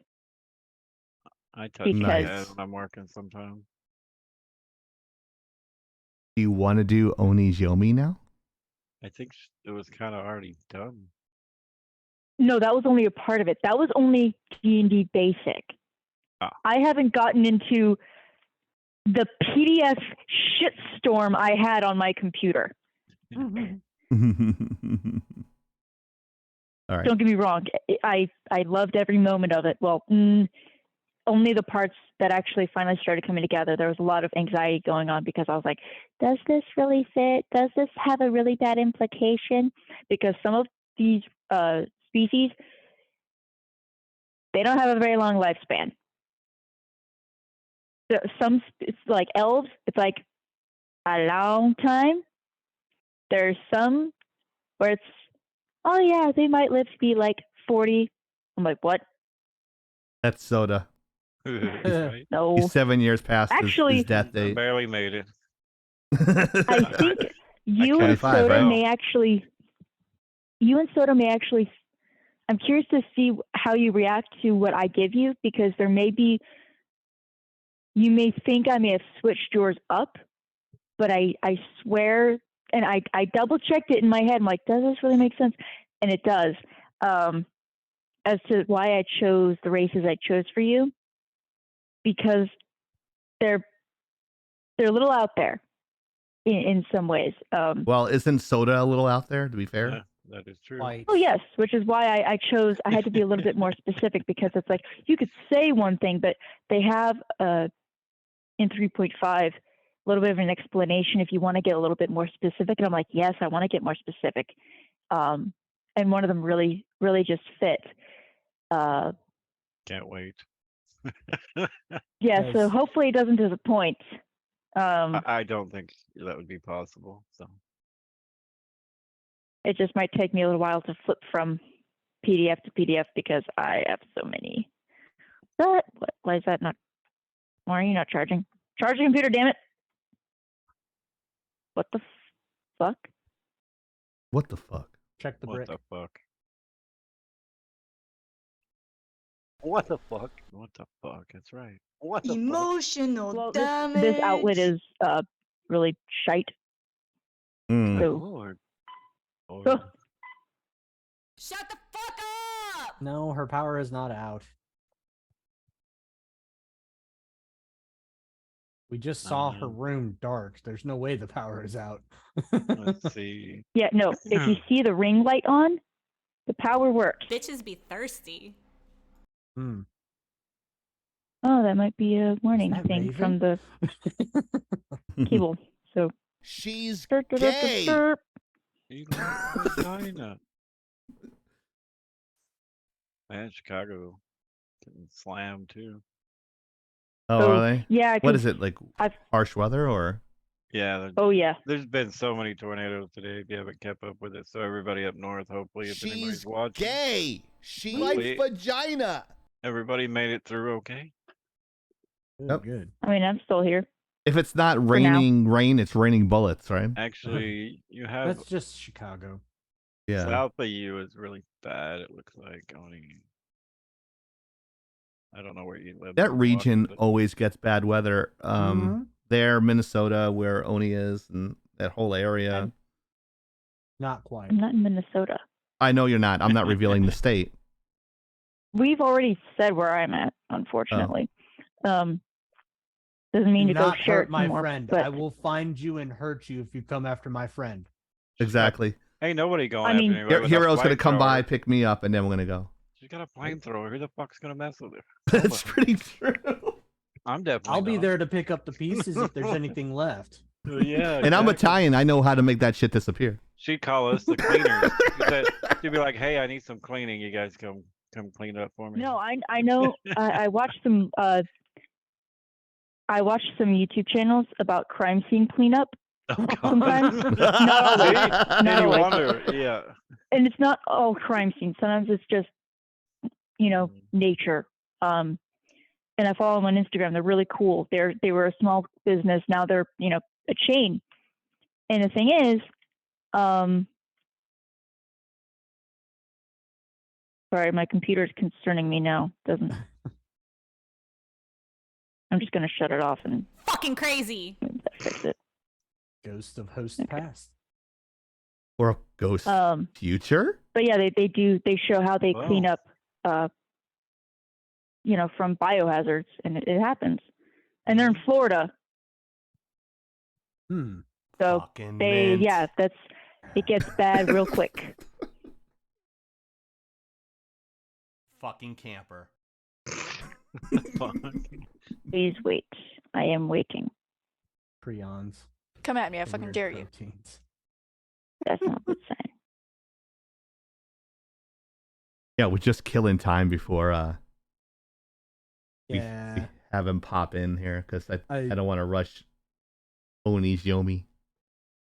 Yeah, because I also haven't even revealed that he was what I chose. Whoa, yes, load Yeah. correctly. Restart my PC, please. I'm sorry, guys. I thought that the topics that I'd picked would have been enough to spread out across the whole show. No, that's fine. We can talk about like stuff that broke yesterday, the Trump indictment. Oh Jesus. For Fuck's sake. if guys have been living in a cave, Donald Trump was take offense to indicted that. on alleged campaign finance law violations in the state of Florida, in the state of New York. Alvin Bragg is the district attorney in New York that brought these charges and actually, if you pardon the pun, trumped them up. Originally, they were misdemeanors, and they bumped them up to a felony. A little bit of context: the state of New York, the city of New York, they have issues arresting people and downgrading felonies to misdemeanors. But in this case, they flipped it, and a Right. alleged misdemeanor Yeah, for sure. misdemeanor has now been bumped up to a felony, which doesn't really affect anything. The grand jury came out and you can pretty much indict a hand sandwich. So he's going to be fingerprinted and mugshots taken, which is, in my opinion, playing right into their hands. Because the full context was Michael Cohen, who was his personal lawyer, took out a personal loan for $130,000 to buy off a porn star known as Stormy Daniels. Hell yeah. Not even a 100 good one. with no with a blind accusation. He goes to Donald Trump, and Donald Trump says, he goes to Donald Trump. He's like, I just took out a loan for $160,000 because I didn't want my wife to see me taking the money out of the account. You owe me $160,000. Donald Trump says, for what? For doing that? He's like, really? You paid for that? And nothing really happened. But here's a check from my personal checking account for $160,000. Hands it to Michael Cohen. Says, okay, there you go. You shouldn't have paid for it, but here you go. The argument is that he took the money out of his campaign funds, but the paper trail indicates that he did not. That is the entire story. There's a paper trail proving this.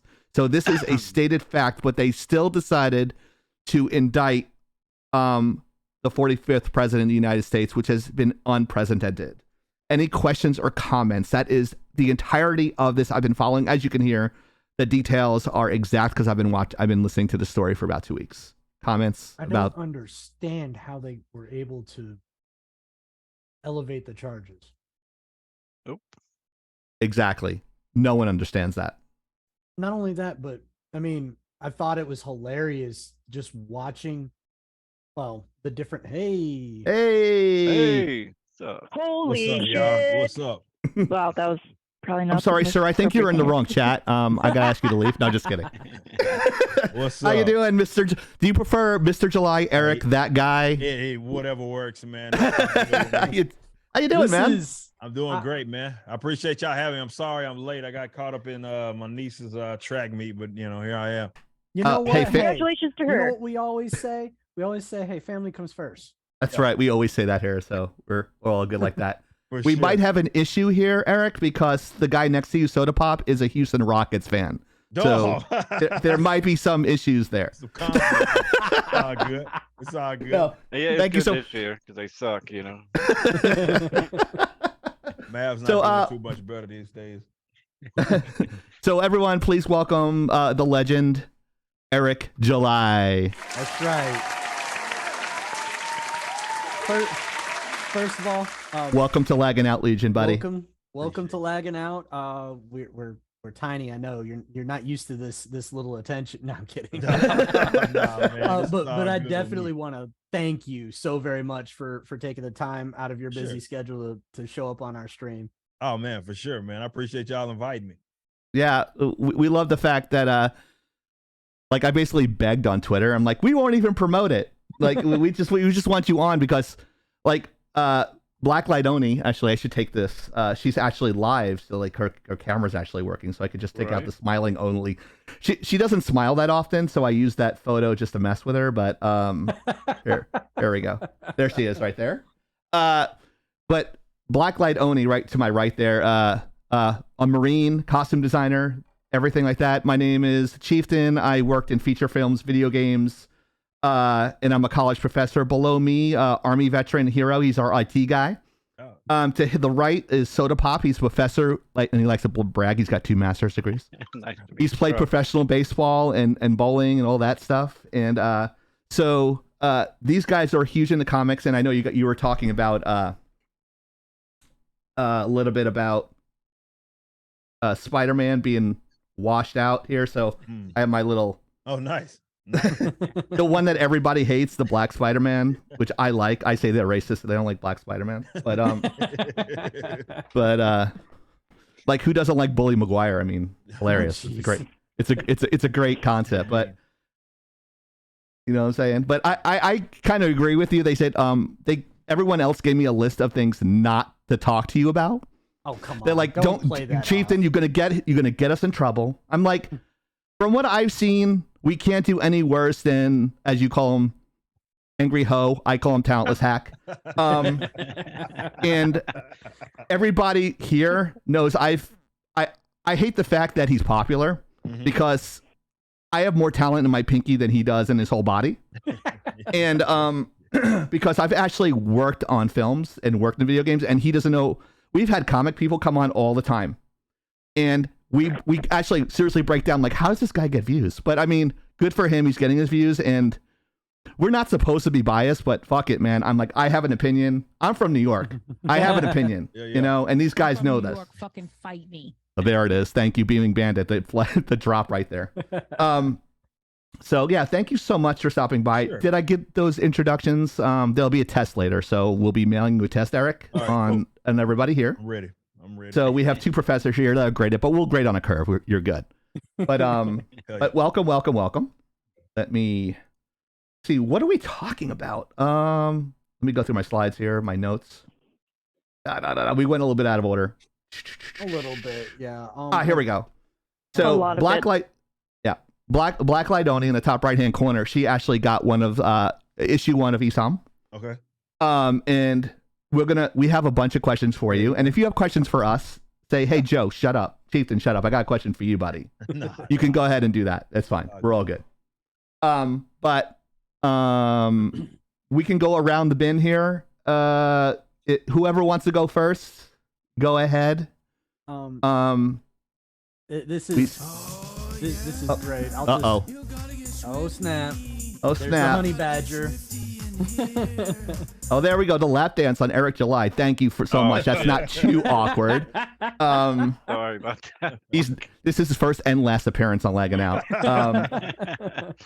But yeah, Oni, breathe. She's excited. Yeah, she's like this. She couldn't believe it. And So take the front. all right, Hero, go for it, buddy. Eric, I got a number of questions for you. I'd like to. I wanted to pose a question to you earlier. Like, do you want to talk about news topics with us, or do you just want to be interviewed? How do you want to integrate into our show? Hey man, I'm up for whatever. Obviously just consider the million things that I'm into and what I do, man. It ranges from the new stuff and what's going on in entertainment, economic stuff, political stuff. So man, I'm kind of a open book there, man. It's wherever y'all want to take it. I mean, it's that comes as no surprise to me. I watch you on the regular. Yeah. I've even seen you on Geeks and Gamers. I've seen you hang out with a few extras. But we love Geeks and ahead. Gamers. Yeah, I do actually. I'll go ahead and I know you started in. Well, I don't even know if I could say you started, but I know you from Fire from the Gods. I'm familiar with that. I thought when I first started seeing you on my YouTube algorithm, I was just like, why do I recognize this guy's voice? Yeah. And I ain't gonna lie, I about shit myself when I found out who you were. I appreciate that, I was like, no shit. Yeah. He fits right in because you're required to have a beard on the show. So he kind of like fits in anyway. So there you go. Good. There you He knew the requirement and he grew it out really quick before he got here today. Yeah. There you go. But for real, my actual real question, you're gonna hear a couple of them from us each, I'm sure, before the end of the night. About a year ago in May, during your Rippaverse campaign, you actually had some issues with PayPal, and they froze your accounts on various AUP violations and all this other stuff. And you'd mentioned that you were going to involve legal. So without disclosing things that you can't disclose, how far has that gone? I've been curious. It's still one of those things that we're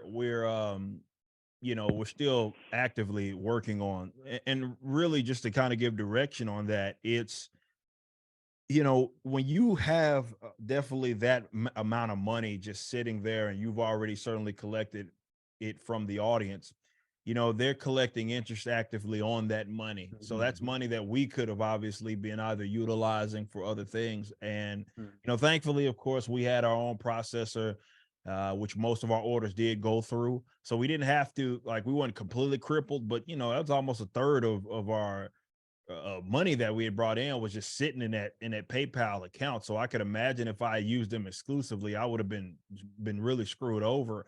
But yeah, that's more so where we're going with that, and the approach that my lawyers and I are taking it more so in the sense that, it was jacked up that they even held the money.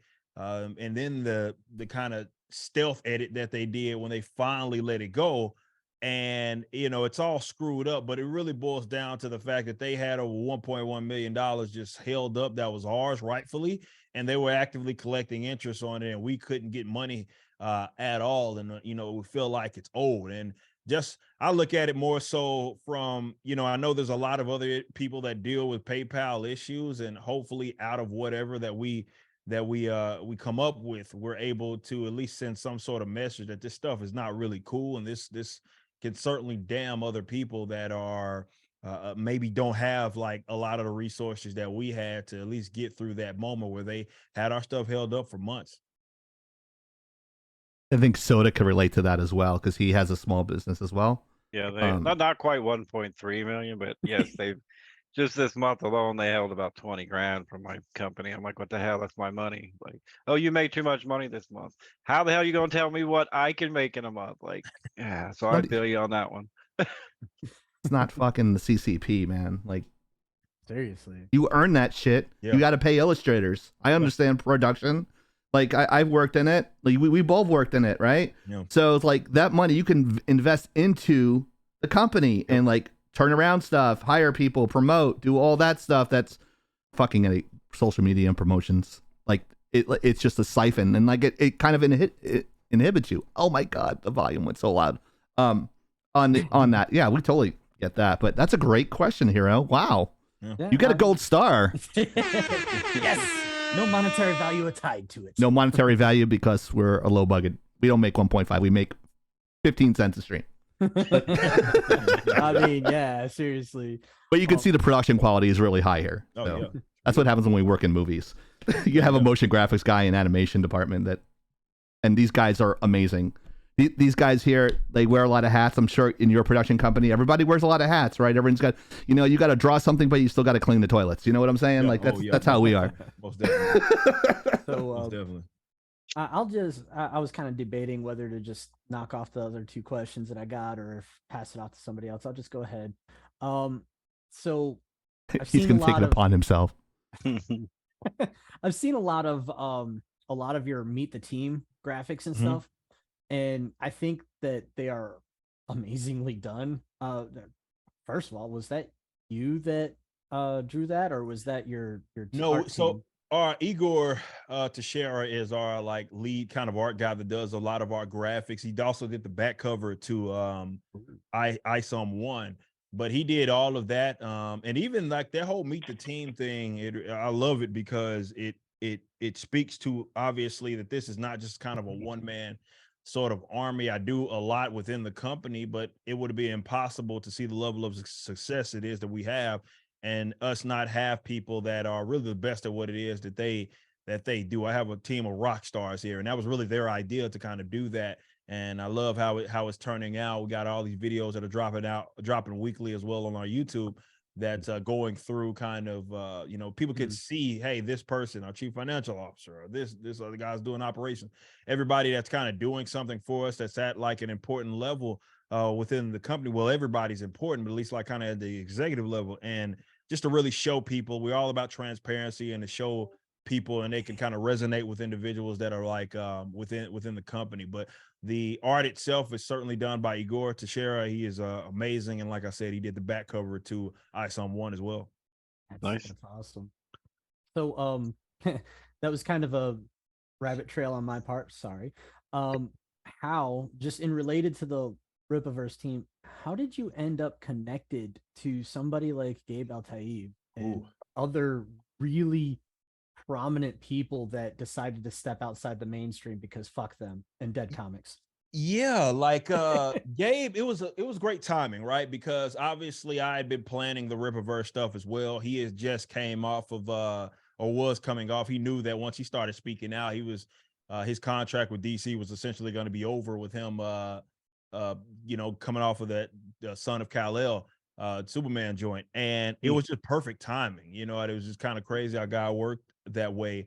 And he happened to be, of course, he took that leap of faith. I was needing a professional colorist that, could do good stuff. Like, look, man, coming out with a comic book is obviously not easy work, but the way that we're hyping this stuff up, we absolutely needed a professional. We needed an absolute professional that was good at what it is that he did, or what it is that he was doing, and getting him and like another industry vet, Cliff Richards, was something that was godsend for me. And they really made certainly the vision of like ISOM just come alive. And it was just a perfect timing thing, and he was going away from that, so it was a way for us to kind of link up that we both obviously kind of needed per se each other. And also in just how he is in terms of his personality, him and I are like a hand in glove fit. He's a straightforward dude, very confident, confrontational, not saying that in a negative sense, but in a sense like, he's honest and he's ready to deal with problems in the event that they arise. And, he's certainly perfect for the book. So, to have those guys, him and both Cliff, as well as even Eric Weathers, it's very, very important to have people that are that good at what it is that they do. Thank you, Tear Death. sounds like Blacklight Oni's clone or doppelganger working for Eric July there, because that's like Blacklight Oni for us. She keeps us in line. She's like, I don't want to be mean, but this is not the right size for this helmet for our May the 4th special. I'm like, shit. Yeah, it's good to have people like that are direct without being condescending, because they're in the field. Like, I've dealt with art directors that will talk down to you, and I don't like. You always got to do the compliment sandwich, right? Because art is a very delicate thing.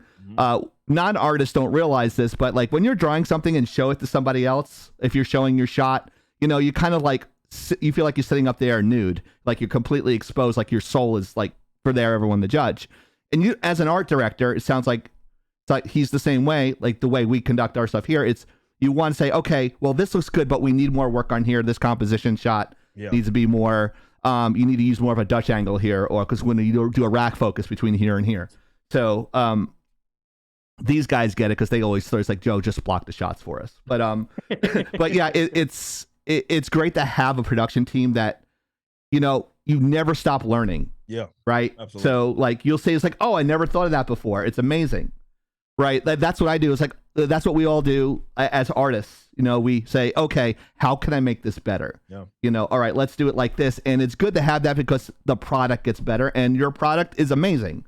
I honestly didn't know it until like Blacklight Oni. It's like, you never heard of this guy? And I looked through, it's like, wow, the work is really good. And I'm not heavily into, I like more cinematic stuff and movie stuff, but like the work is amazing. Like I said, Oni had to get on it early and get the piece. He was like, she's fingering through the stuff as we're talking. And she's like, the quality work shows, and it shows that your team is not a bunch of egotistical assholes like they are in Dead Comics, as you call them. Yeah. And Marvel. Yes, we've done our homework. But yeah, it's greatly appreciated that it's good to have. It's hard to find good people. Yeah, most definitely. Yeah. So for my last question for you, good sir, and again, I appreciate you coming on. Just want to make sure that I. Wow, he's smiling so hard. His face must be. Look at the hero's face. He's smiling so hard. He's just like, I can't believe this. Somebody pinched me. We're all human beings. We all bleed the same blood. We're good. Yes, I know, Chieftain. But, I tease the hell out of him. I'm sorry. Go ahead. Many times, us on Lagging Out, well, at least a couple of us that pay attention to it, and even yourself have said that manga is literally eating the lunch of the mainstream comic book industry, kicking their ass. For you, having jumped and made the venture into the comic book graphic novel arena, really, do you see them as competition or just an alternate industry? Oh, 100% competition. Like, if I'm going to be completely honest with myself, like, I understand that if there is to be an ultimate goal, right, in terms of like just viewership, sales, the competition right now isn't even the mainstream Marvel and DC as far as, well, they're the competition as well. But as far as who's on top right now, it is absolutely manga. And I'm a competitive guy. I believe that competition is a very good. I think that it ends up in benefit for the customers, and just me being a sports guy my entire life, even competing all the way through the collegiate level in track and field, like I'm all about competition. So I like seeing people that are the best, that are better than I am. And I want to strive for greatness, certainly myself. So you have to see them as a competitor, but I think it's some cool things that have come from that, because though, yes, it's Japanese comics, a lot of them have historically been even influenced by like Western forms of media and all of that. Anyway, it's done in a different way. It's not done in like a typical like monthly serial that we kind of see with some of the major titles with the big two, but it shows that there basically is a market for anything in any type of comic per se, whether it be in the graphic novel form, in terms of how they're released, or in monthly books, or if it's in an annual, or if it's in the way that manga does, or where it's maybe every few months or something like that. Basically, as long as you're giving people what it is that they want, there's a million different ways to present it to them. And that's what I love that it introduced, and what it validated in that manga growed in the West, because they do it in it's same genre, but it's a little different. So there's stuff to pick up from that. And I'd be a fool because I'm a businessman. I'd be a fool if I just completely ignored that. And I think that's what's got a lot of the mainstream in trouble, right? In that they have looked at manga, they've either tried to take credit for it in terms of sales, right? Comics are booming, right? And then you find out and you look in the details, like, wait a minute, like half of y'all sales that you're considering comic book sales are manga sales. Like, you're taking credit for it, you know? So they either try to do that or just, again, just completely ignore its existence. So I think as a businessman and certainly as a creative, to gauge the market and the enthusiasm and all that, you kind of got to keep your pulse definitely at this point in time with manga. And I certainly see them as the ultimate competition. I would love to be in a position where the Riververse continues to grow, and Japanese, we're sending our stuff, you know, their way and having to translate it their way. And instead of me having to read it backwards, they got to read it backwards. I hear that. And I'm sorry to my fellow hosts. I thought of another question because of something that you said, Eric. Yeah. Prime example of Western influence on, and it's maybe less of a question, more of a statement. I'm sorry. Prime example of Western influence on manga is the book My Hero Academia. Like, literally, you could page for page, like, do a reflection of like Captain America and Superman with some of these characters that they have. There's this narrative in the general entertainment industry right now that there's superhero fatigue right now. And me personally, you're fine. Me personally, I would argue they're dead fucking wrong because look at My Hero Academia topping charts every fucking week. Yeah. I agree. I would to piggyback off of that point 100%. It's not, it's dog shit fatigue. It's not superhero fatigue by any means. It's stuff that's been around for longer than pretty much all of us have been alive, and it has been thriving. These are not problems that the industry had decades ago. So that's not the issue at all. It's that when you give people something that's mundane, something that's okay, mediocre, maybe at best, or just all out bad. Yeah, if you continue to give them that, and I think that's where like the Marvels and DCs of the world, unfortunately, where they've gone, where they're just putting out, for one, too many titles.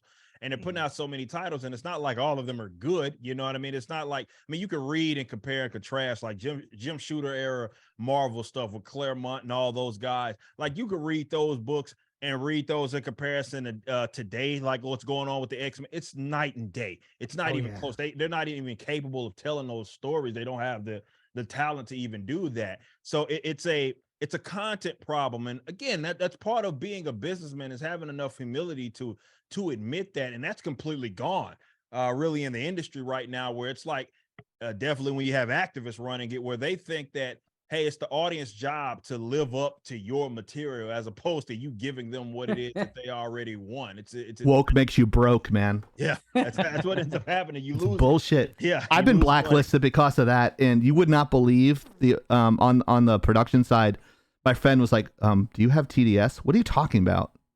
And he's worked at Sony Pictures Imageworks. He worked on the Hotel Transylvania series. I'm like, no. He's like, okay. And there's a group of people, Disney animators, all these people, and like, you can have a difference of opinion. So there is a little group that I belong to, that a handful of like production artists belong to, that like, oh, we have to go to a brainwashing session for equity and all this bullshit today.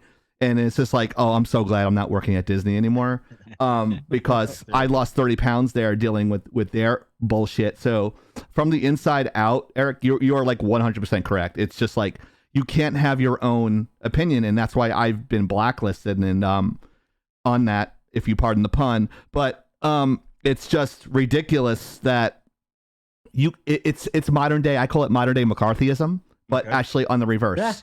So people, they're like, what does that mean? I'm like, you're nodding your head. You're like, I know, almost. Oh yeah. It's ridiculous. You can't have an opinion. You can't have an opinion. I tell people Twitter is not a real place, and fuck your feelings. Yeah. And I tell people if they don't like that, they can go watch something else. Yeah. So and I feel like we're on the same team here. Yeah. I might not like your opinion, but I will die for your right to say it. Yep, that's how it works. So that's how it is, and that's what I respect most about you. When I've been reading about you, I'm like, this dude could like be like the fifth member on our podcast. Is like, he just thinks exactly like us. And there's a lot of people that you have on your show that do that, or like you visit them, and it's great. that kind of, there's an underswelling of that. It's like, yeah, you can't stop us. Yeah. If you have good quality work, they can't stop you. 100%. And I 100% got your back. Appreciate and an Italian from New York, we're either two things. We're either cops or mobsters, and we know where to hide the bodies if they mess with you. So we do definitely appreciate you. But thank you so much, Hero. Great questions. And I'm gonna dish off flip to a coin, Oni. Hero. Oni, don't take out your flamethrower on Hero on Soda there. But Yep, please. do you want to field? You have a question? Well, sorry, words are hard do, tonight. And it's probably a little bit too much of an easy question, but I haven't really seen too much to unfortunately argue against it. But especially with the release of ISOM and you really having the Rippaverse essentially just flood the market, have you seen a change in how people with different opinions approach you, or just not show up when they're offered a chance to explain their side? Has that become a problem, or has it not changed? No, it's still a problem. I wish it weren't. I mean, you have people that have these ideas of who you are, or they have positions that they need you to have in order for theirs to be valid. And dialogue is completely lost among them. So, it still happens. There'll be someone I'm going back and forth with, for example, on Twitter. And I'm like, hey, you want to come to the show or come, on my stream? We'll hash it out just in a cordial kind of conversation, and let's discuss it. We're doing that with Spider-Man, by the way. Yeah. They'll either completely flake or something of that nature. And I think that's, if there is to be a frustration, it is that I have, and it's less about me. It's more about just dialogue in kind of the West and how it's evolved or devolved, depending on what way that you look at it, where people are afraid to have conversation. Confrontation is something that they shy themselves certainly away from. But I will also say this: there has been a lot of people with the launch of the Rippaverse, and they saw that, it was a quality product. Not only that, we delivered on everything it is that we said. There have been people that have had to concede, and some have. It's not like a billion of them, but some have certainly conceded that, okay, he did things the right way. And they might not like me or like, a political view it is that I have, but they can at least respect that. But there's still that lack of dialogue there, because I think a lot of people unfortunately had things riding on our failure, because you got to understand what all it busts up. It's not just the political stuff. It's like we did things in a completely unorthodox way, even in how we distributed it, or we self-distributed. We didn't go through like Diamond or every Lunar or Penguin Random House, which the entire industry goes through. We didn't do that. We did it. We said, okay, we're going to do it ourselves. And instead of our main customer being retailers, it's going to be you guys. It's going to be just regular people that want to buy the book. And that was an unorthodox way to certainly do things. And it worked. It worked, and we saw success. So a lot of people see that as a threat, because they see it as, I guess, a threat to the status quo. And when you have so much riding on it, and hell, in some cases, people's whole entire existence and income rides on it. Well, when you see someone that may bust it up, I guess you can kind of be on edge there. So either way, I do wish there was a lot more dialogue out of this, because I do think that whether you like me or not, I think there's a lot that creatives can learn from the way that we did things. And, I'm all about people being able to get theirs. I would love to bust up a lot of the mega corporations in a market sense. And in order to do that, it's going to require people to get creative and utilize the tools that are available for us. Thank you very much. Yeah. Oni loves you, by the way. I really respect everything you've done, and watching all of this unfold was phenomenal, because as someone who did grow up with comics and kind of fall out of it because of one of the big problems being canon and holding on to what story you want to tell. That's canon. It was hard, and seeing someone literally live the American dream of, I'm going to build a company. I want people to be able to be proud of where we work, and we're going to do all these things, and we're going to live off of these tenets. We are all unified by this, and we're going to do it regardless of how many mistakes may be made. We're going to learn from them, and we're going to build a rapport with our customers the way it should have been done years ago. and if they're not going to do it, we're going to do it. It was phenomenal to watch. And so when I did receive my package, I was like, holy crap, it's here. Oh my gosh. And I do take enjoyment in good product packaging with the entire experience. So needless to say, very pleased with how everything came out. So I will be looking forward to ISOM number 2 because I saw a lot of these breadcrumbs of the world building, and it's looking really tasty. I gotta agree. Someone took lessons in the hero's journey. Someone loves Joseph Campbell. Yep, hell yeah. There you go. I gotta say, I unfortunately didn't get in on the early release. There was a there was at the But you're rich. Bitch, I wish. You should have got the autograph version. If Mr. Tesla. Oh please. Look, I got that with my VA settlement money, okay? I beat the shit out of another corporation to get it. I earned it, bitch. Yes, I drive a Tesla. Eric's like, oh my god, what I get myself into. It's all good, man. But at the same time that you were releasing ISOM, I saw another campaign kind of launching, and I had already gotten in on that one early with Clownfish Studios product with their I don't know if you've ever interacted with them. That'd be a cool crossover. Yeah, I haven't. We follow each other on social media. We haven't linked up yet, but yeah, we certainly keep those guys on our radar. I'm gonna ring that advocacy bell for you. Crossover. I love to see him and Gothics. I love to see him and Gothics do like a 2-hour podcast. That would be so awesome. great. She's awesome. Gothics. I love. We had her on the show last year. She is hilarious. Awesome. Yeah. We My love wife her so pushed much. me out of the way just so she could talk to Gothics. She's awesome. She is Gothics. Yeah. She is awesome. Wonderful person. But yeah, I picked up on their shoot.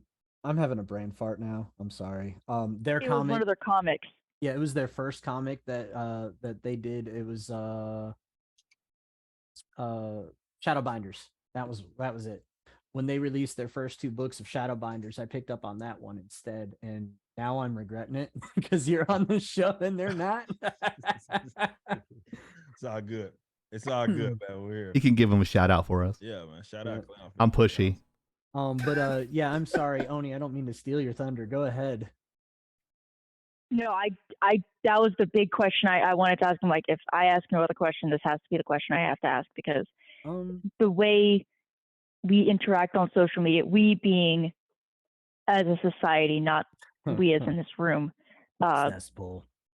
it's more like an echo chamber. And I hate to use that buzzword because I do hate some of these buzzwords so much. But instead of learning from each other, going, hey, you did this differently. What made yours successful? Was it pure luck, or did you actually put yourself into a position to be successful with this method? We want to accept everybody up until it comes to you do something differently than everybody else in a way we don't want you to. Kind of like GameStocks or the GameStop Game Stonks issue from 1 year, 2 years ago. Heaven forbid the blue collar guy figure out how to make the system work for him. It's a problem. Yep. Because of course can't have that. Yeah, of course not. That was my big question, Hero. So I wanted to. Okay. Kind of like what the Houston Astros did when they cheated and won another World Series. I have the document open in front of me when we were brainstorming. I think you asked the question, Mr. July, do you intend to go through convention circuits coming soon? Ooh, good question. Yeah, I would love to, because more so to meet up with the audience. Last year I did formerly Dallas Comic-Con, now Dallas Fan Expo, and we did Anime Matsuri. And those guys wanted us there, really for both of them. And that was a cool experience because it's been a while since I've been to a con, and to be there, obviously, with your own booth and stuff was was kind of surreal, and that was right. Well, at least Anime Matsuri was right before we had launched the Rippaverse, so that was everybody was asking about that sort of stuff. But I love to interact with the audience because they make this whole thing work. Without them, you don't have anything if you don't have the customers. So I would love to do more of those. It's just that, like I said, it has to make sense for me. I'm not like kind of in a position of where a lot of people go to that. That's how a lot, like definitely artists within the industry, like they'll pay for a booth. That's how a lot of them get money to try to, sell some autographs or try to sell like whatever, like original art that they'll be selling. I don't have to do that. So really my only reason to be there will be to talk to the customers, talk to the audience and interact with them in a live setting, which I'm all for. I love them to death. And, that's how I am. What's up, baby? Thank you. Oh, Phoenix makes a cameo. yep. Hi, this is my daughter. Good night, child. I'll be seeing you tomorrow, kiddo, when your dad Chief fixes and my Texas computer tomorrow. again. Okay. What's this? Part 3 or part 4 of this? Oh, this is series. this is part 4 of the Chieftain verse here. Part 4 of building my computer together here. I have to switch out a cooler from a 1 fan to a 3 fan. Oh, that's Dude, it's been a right. nightmare, Eric. It's been an absolute nightmare because I I'm did. going through the same thing with I actually just got my PC back yesterday from Meta PC because I just wanted somebody to fix it. So I called Zach up and he said, send it our way, guys. So, yeah. Mine looks like I have the RGB fans in there, and it looks like Pride Month underneath my desk. I can't change the colors. They're like all just going through color. It's very colorful. Yeah. But I wanted to have like a cool blue or something like that, or Yeah. like a blue and white kind of setup, Makes sense. But yeah, that's neither here nor there. But the ADHD kicks in. I got to learn how to control that. But yeah. Soda, you're up, buddy. First off, Because my joke's gonna be like stupid sport jokes yeah, that you well, told I me got not to one. ask about the Dallas Cowboys being a yeah, Giant fan. I do have a kind of sports joke for you. First of all, thank you very much for being here. Sure. First thing, how many times being a Mavericks fan do you get to ask for James Harden's autograph? Oh, dude.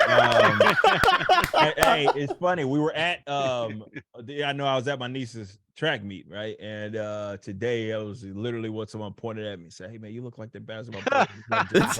Like, we were discussing he's gonna get mad at us. No, he won't. He's cool. Every day, every single day.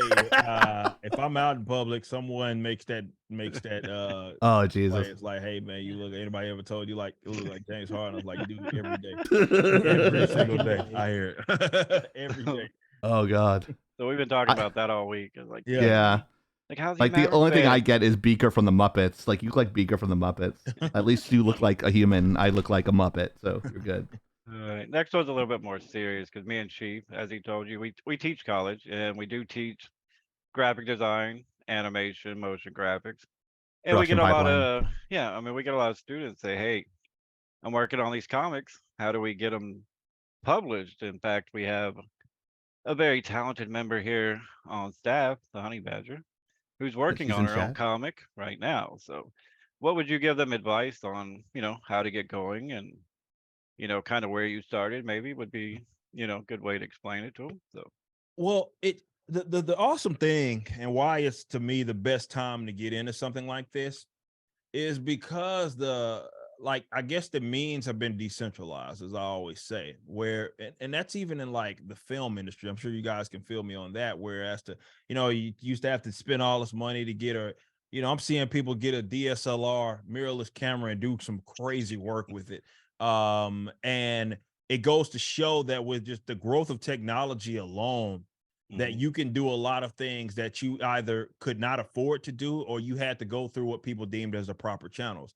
So I would encourage people to, if they are entering in comics or really in any entertainment space, it depends on your aspirations, because some people have the aspiration of working for maybe doing something creatively and working for other people because they don't like to deal with the business stuff. Right. And I totally empathize with that. Again, I got guys over here that do that. And I think it's important. And now more than ever, you can get together with people that are, and even the startup phase, that are like-minded and can take care of things that you may be deficient, let's say, on. But if you are a person that is creative, has a little bit of business sense, I would certainly encourage you to at least look into the more independent route, because it's just so much that you could do, and you could tailor make it for your own taste and tailor make it for your own audience, which is what we Right. did with the Rippaverse, right? Yeah. I leveraged my social media and the growth that I had over the last decade and some change doing this, and I had built that rapport with my audience, and then I presented something in the Rippaverse that was something that of course they wanted to get behind. And it was something that I could make unique for my audience because it made the most sense, and I didn't have to ask permission from this distributor or this retailer or this Right. I didn't have to do any of that, and that allowed me to be free in terms of the creative stuff, but also I could do what makes sense. Because look, man, we're all individuals, and there's nothing wrong with having certain things that people are into and other things that people aren't into. And I tailor-made this for the audience that I was trying to attract, and I only brought up the fact that the canon and stuff that I care so much about. Right. Like that was that's why I fell out of love. People think that it's just the woke shit because I talk about, but that it's not. It's like a lot of my lead topic, I would argue, was the fact that, well, they're putting out so many books, they're impossible to keep up with, and have it's going to get erased tomorrow. You know what I mean? The rebooted universe. Where the book doesn't even matter anymore. So I I was able to come up with my core ethics, and I said, hey, this is stuff that not only are we going to heed to, but you get to hold us to that standard. And that way, if we deviate from that, you get to let us know. Right. So that's the thing that you can do when you do keep it independent. So don't shy away from social media. I know not everybody's like interactive as I am and stuff, but look, man, it is a beautiful tool. And I would encourage anybody that is looking to be at least independent in the creative space, give it a shot, get to talking with people. People love to see transparency. People love to see and learn about the people that are building these things. And you'd be surprised. Because it ain't like I expected Ice Something to be a $3.7 million comic. That was never that wasn't the plan. Right. It just happened because people he was popping the champagne when that shit happened. I know I'd be able fuck yeah, dude, I got fuck you money now. Yeah, I mean, like I said, Oni's the one that brought you up. She's like, hey, have you heard of this guy? I'm like, no. And she's like, I ordered these comics, we went and looked at your stuff, and like this, this is cool because we talk about canon so much on our show. Like, yeah, it's ridiculous. I'm gonna catch a ribbing for that. Yeah, you'll hear it all the time. It's not fucking canon, and I'm like, oh god, what's canon? You're sticking your foot in your mouth right now, Soda, Oh, because his podcast was originally called For Canon's Sake. Yeah, that's true. Right, that's true. Nope, that's true. It's funny because I went to my undergrad was Ringling College of Art. And all it was story. And then I start teaching it, and naturally they're like, Joe, can you teach visual storytelling? And I'm like, yeah. So we're really hard asses about that. And I'm really hard asses about my students doing that because I don't want them turning out shit work. And it's like, oh, I learned that from Professor Chieftain, and like now it sucks. But yeah, like I had visual effects students actually switch over from visual effects to pre-production because I'm such a hard ass with them on that stuff. Because we're like, you have to be, because if you have those John Q like try hard like Jose Vargas guys, Angry Joe, like that don't know what the fuck they're talking about when it comes to anything and are I'm jealous. You know what? I'm jealous. I'm jealous of his popularity. Not gonna lie. I'll be the first one to say it, but you want to put people into this world that are smart consumers for your work. Yeah. Also, you want those people to appreciate those skills as well. So like that, it's important. Yeah. Like, and that way you might be hiring one of my students and be like, yep, she's awesome. Yeah. Go for it. Like, yeah. 100%. You want that world to be smarter, because one, as an artist, it challenges you. Absolutely. And it keeps you in check. Absolutely. So that way, like, shit in and shit out, like you were saying, like Marvel's like shitting out movies like it's diarrhea. Yeah. It's horrible. But they were talking about She-Hulk, and I was fighting with them with She-Hulk with the visual effects and stuff. That's a whole other thing for another podcast. But it's important. Canon's important. Storytelling's very important. Yeah, it's graphics second, story first. Absolutely. Always. You got to board that shit out, because you're going to throw some of the. I bet you have piles of panels, just like stuff that you just threw away. Oh, yeah. That was not good. Oh, right. yeah. It's just like no one's going to see the light of day. You might want to sell those on eBay. Just Yeah, But, 100%. I mean, yeah, you but- get stuff. It's like music too. You know, you're doing that. absolutely. You're doing the album. Not everything makes the album. That's just how how Right. it works. So yeah, you got to be able to, you know, and definitely in the art of storytelling. I think that's definitely an American sense. You know, going back to our conversation about manga, like that's what Mhm. manga does so well, and why the anime can sell the manga, because they're almost one by one. And when they're not one by ones, the audience often gets pissed off when it's not like that. So what ends up happening is that, you know, someone can watch this anime, maybe they never knew the manga existed, and they're like, oh, I'm into that, I want to get ahead or whatever, and they go pick up the manga. And that relationship is non-existent with some of the stuff that gets put out by Marvel and DC, especially by Marvel, because you know that you get a Marvel character appear in the MCU, and you're like, who the hell is that? Like that, they're only that character in name and nothing else. You know, they Oh may my even God. slightly look like them, but it's barely that. And you know, I think to me, it's an insult to the audience. Like, you know, I can imagine doing a you know, let's say an animated short on ISOM 1, and then I'm like changing fucking everything. You know, Right. that to me is an insult to my audience, because like, look, y'all invested in this, and now, you know, you have something that you're supposed to be so enthusiastic about, and now it's just not even remotely like anything that you were like ever expecting. And you know, I think that to me is an insult to the audience. I completely agree with you. It's funny that you said like when you convert to movies, because I have a pitch for you later. But Cool. I we're gotta yeah, say, you got a it's pretty exciting on our side. But yeah, that's neither here nor there. That's like kind of a reach. That what I always tell people is like, what's the worst they can tell you is no. No. Oh no! You know how many times EA Sports told me no? 17 times before I got into a Madden game. You never say no. You keep on pushing. Yeah. You know, unless it's like in the professional sense, not like any other things like Amber Heard thing going on. But we have to mention Amber Heard wants her show. It's required, I think, for Oh Soda. my God. No, no. it's not. Can But yeah, just disappear forever now. yeah. I'm going to talk about gym stuff. Uh-oh. I'm gonna talk gym stuff. I was just called fat the other day, and like that's a wake up call. Oh, jeez. But yeah, Never mind that it let's came see. from a 350-pound cow. It did. That was me. But I'm like sorry. I do 90-minute leg days, man. Leg day Mondays. I mean, that's me. Although blown disc in my back. But I have a question for you. Is it the gun show every day, or do you own t-shirts with sleeves?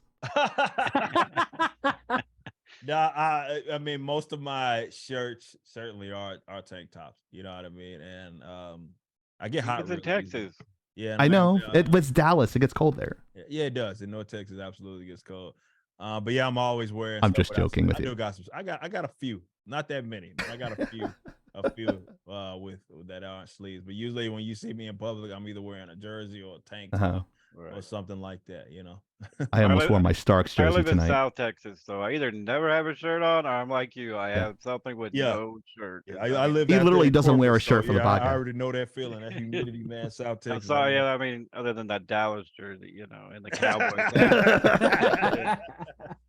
How do you think I feel? I'm a Giants fan. Oh no.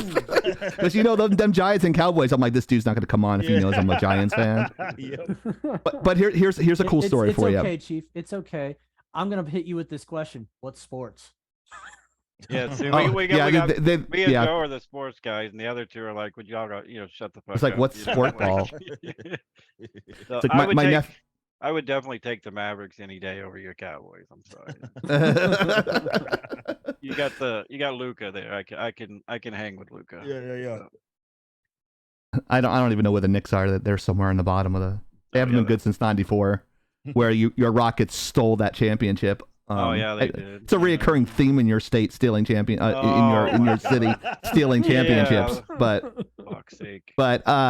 this is how impartial I am. I had to work on Dallas AT&T Stadium now it's called, but I had to do the night shot over the head, and I have a still shot, and it's like my art director is like, that's the best one. I'm like, you know how insulting that is, and how like I can put my hate aside for the Cowboys to do such a beautiful piece of art for you guys, and I actually have a screenshot. And if you want it, let me know. I'll sign it and send it to you or whatever, because I don't even think it's released. But it's really good.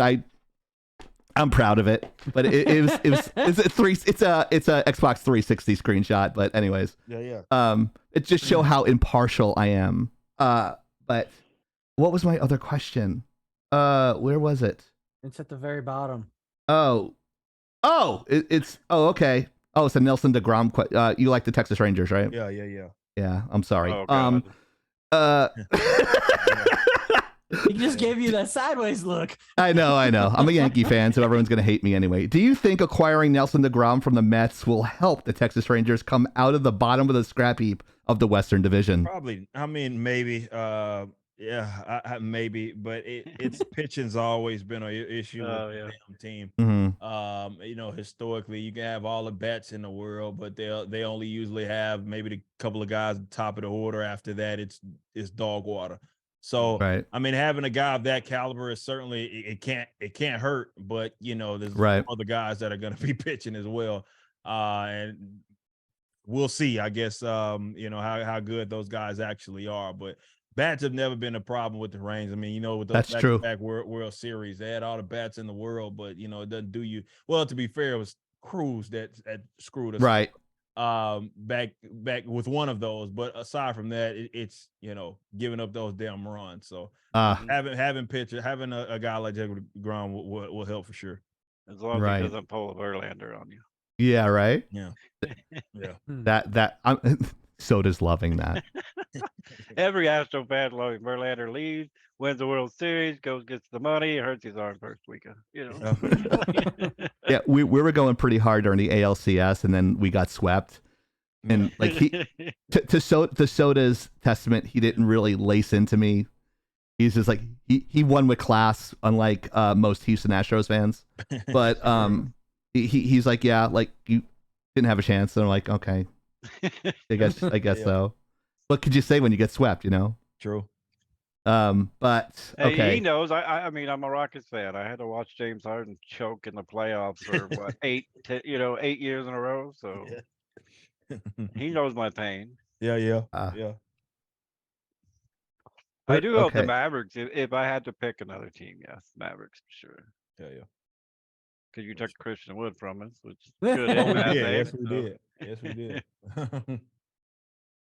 All right. Another one's a jock question. Frustrated jock. Got picked last in dodgeball in grade school. It's the flashbacks are coming back to me. But I did play in the Little League World Series. But on the low levels, we sucked.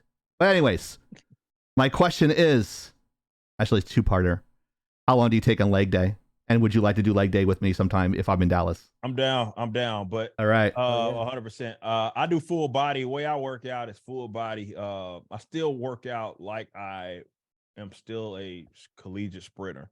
So gotcha. It's full body every day. God bless you. With a lot of running. You know what I mean? What's running? Sprinting. Yeah. So, but yeah, no, that's sort of my approach to kind of working. Awesome. I've learned that I can't really work out any other way. I box as well on occasion, cool. but that's it's so familiar. It's like that's just my way of doing it. Like so, I'm usually it's sprint interval training. So it's like a run here, then I'll do something on the floor where it's like right. burpee, or it's a who knows, maybe something with the dumbbells, RDLs or something like that. So I'm working my full body pretty much every day, at least an hour. For sure. I work at least 2 hours I work out 6 days a week. So yeah, 2 hours. Oh my God. Yeah, 6 days. God bless you. I used to do that twice a week on Monday, Tuesday, Wednesday, and Thursday. So yeah. Where do you find every time? day is guns day. Yeah. Where do you find time to do all this? I've seen you do interviews. I see you. I know. Well, like everybody on Twitter, like you respond to like almost everybody, and then you work out. Yeah. I nearly shit my pants when he responded to me. Lord, man. Yeah. I mean, I'm doing a million things, man. It's not a whole lot of free time these days. That's why we thank you for being here. Yeah, we appreciate it so much. It's got to be efficient, I mean, with the time spent. There's not a lot of time during my day where I'm like just not doing anything. It's always like something, and I think that keeps me going. I think it's like it keeps me on track. I love having. It's always going to be something to do, certainly for me. So that's my approach. I used to run a lot myself. Well, I mean, Used Army. to. What can I say? Yeah. Freaking I run every to the other refrigerator. day. That's where I run. I Get just my fat-free water. I don't run anymore because the doctors told me not to. I blew out all the cartilage in my knees. Oh Just A no. liar. pavement running. Lazy. Yeah. I wish it was laziness. I do. Come on, I you got mean, you when got to you you got to can- get one of those. You got to go onto that Smith machine, throw a 45 on each side, put a little step aerobic thing there, and do sets of 20, baby. Hmm. Calf raises all day. There you go. I used I'll to do walk- that all I the mean- time. I walk more now, and I Yeah, took a break from working out, and not taking a break was the biggest fucking mistake ever. I haven't touched Yeah. the machine in a while. dude, I'm switching. I'm switching to almost what Eric is doing. I'm doing a modified circuit. So I'm doing a modified There you go. circuit with interval training to drop 25. So because I look like when I'm cutting the promos look tight, but I got like this. I have no chin, but a double chin. It makes no fucking sense. But I have to do that. He's laughing. It's true. I got a face made for radio, man. I can't help it, Eric. That's why I'm behind. That's why I'm a production artist and not on camera all the time. This Yeah. the whole reason why I hate doing the promos. Gotta dye my beard and all the gray in my hair. Don't get old. That's my advice to you. Don't get old. I'll try to prevent it. Yeah. So Anyways. there is a mental health question there, but I think someone else should ask that. Got like 2 more questions there, don't you? I don't know because they're not labeled. So Yes. oh, is that one on the bottom? You Oh, must get rid God. of. Oh, I was gonna ask No. the one like when you start producing a movie, might I suggest a great production company that has a lot of artists and filmographers that have 13 Emmys and have worked for Disney. Lagging Out Entertainment would be more than happy to discuss negotiations with you Okay. if you would do an animated short. Okay. When you hit all your Yeah. goals by the time you're 39 years old, the only thing you have left is an Academy Award on your life goals. We would love to consider that. We're actually going to be opening extended reality green screen stuff here in Florida. So, Okay. and we have a full production team, storyboard, and that sort of thing. So if you're interested, and you know what, we're small, we're a bunch of peons. So if you're like, oh, this is the all last about time I'm good talking work. to you I don't again, care how big or small you are. Yeah. As long as the work's solid, man. That's work solid. I can give you my demo reel. yeah. Okay. Yeah. Yeah. Let's chat. Yeah. Yeah. All I'm these game. guys here, like Oni could write her fucking ass off. She's amazing. And like you have, like we do all the motion graphics and all the things you see here on our screen are all custom. So we don't buy that shit. So, Hell yeah. but yeah, if you're interested, and feel free to say no. We're here. We're good. We're small. No one knows who we are, and we like it that way. And that's it. And I have to do the Spider-Man question, right? I feel like I'm just Yeah. firing stuff at you. Nah, man. It's all Chris. good. My hydroxy cut's kicking in, so I'm Oh, sorry. Jesus. Yeah, it's the ADHD and then the hydroxy cut. So you must get rid of one character, Mr. July, and here are the 3 characters you have to get rid of. You're cutting one. out, Chief. Not now? What? You were cutting out for a second there. Oh, I was. God's messing with me. Yeah. See. All right. So okay, he's highlighting it for me. So you must get rid of one of these 3 characters. Are you ready for the characters? Yeah. You ready for this? Are you ready, Mr. July? All right. Flash. He sucks. What? No. Spider-Man Yes. or Esam. Sucks. You got to get rid of one. I'm And I'm going to Twitch clip this shit and tag your ass on it, Eric. So, Dude. That is awesome. Oh man. Oni looks so fucking scared. Like, what did you just do? Oh man, that sucks. So out of bias, this is where I'm gonna go. I'm gonna go Spider-Man. Reason being- yeah. reason being, not, Yes. not because I don't like him. It's precisely the opposite. But Oh, okay. like we talked about before, Yes, sir. we got to put him out of his misery because they have cheapened Spider-Man's brand so much by having 50 million versions of Right. Oh, you don't like characters Spider-Punk? that I'm insulted. there's so many. It's ridiculous. It is insane, man. The Mhm. amount of spider folk there are, man. Marvel has a big time radioactive spider problem that they need to get fucking dealt with. But So we I'm got to just put him out gonna- of his misery. So I'm going with Spider-Man for sure. I'm gonna put this out. never gonna there, hear the end of this from since you Soda. mentioned it, No, Eric. you're not. I'm gonna put this out there, and it's gonna create immediate full room of cringe. Black Okay, pregnant here we Spider Woman. Black pregnant Spider Woman.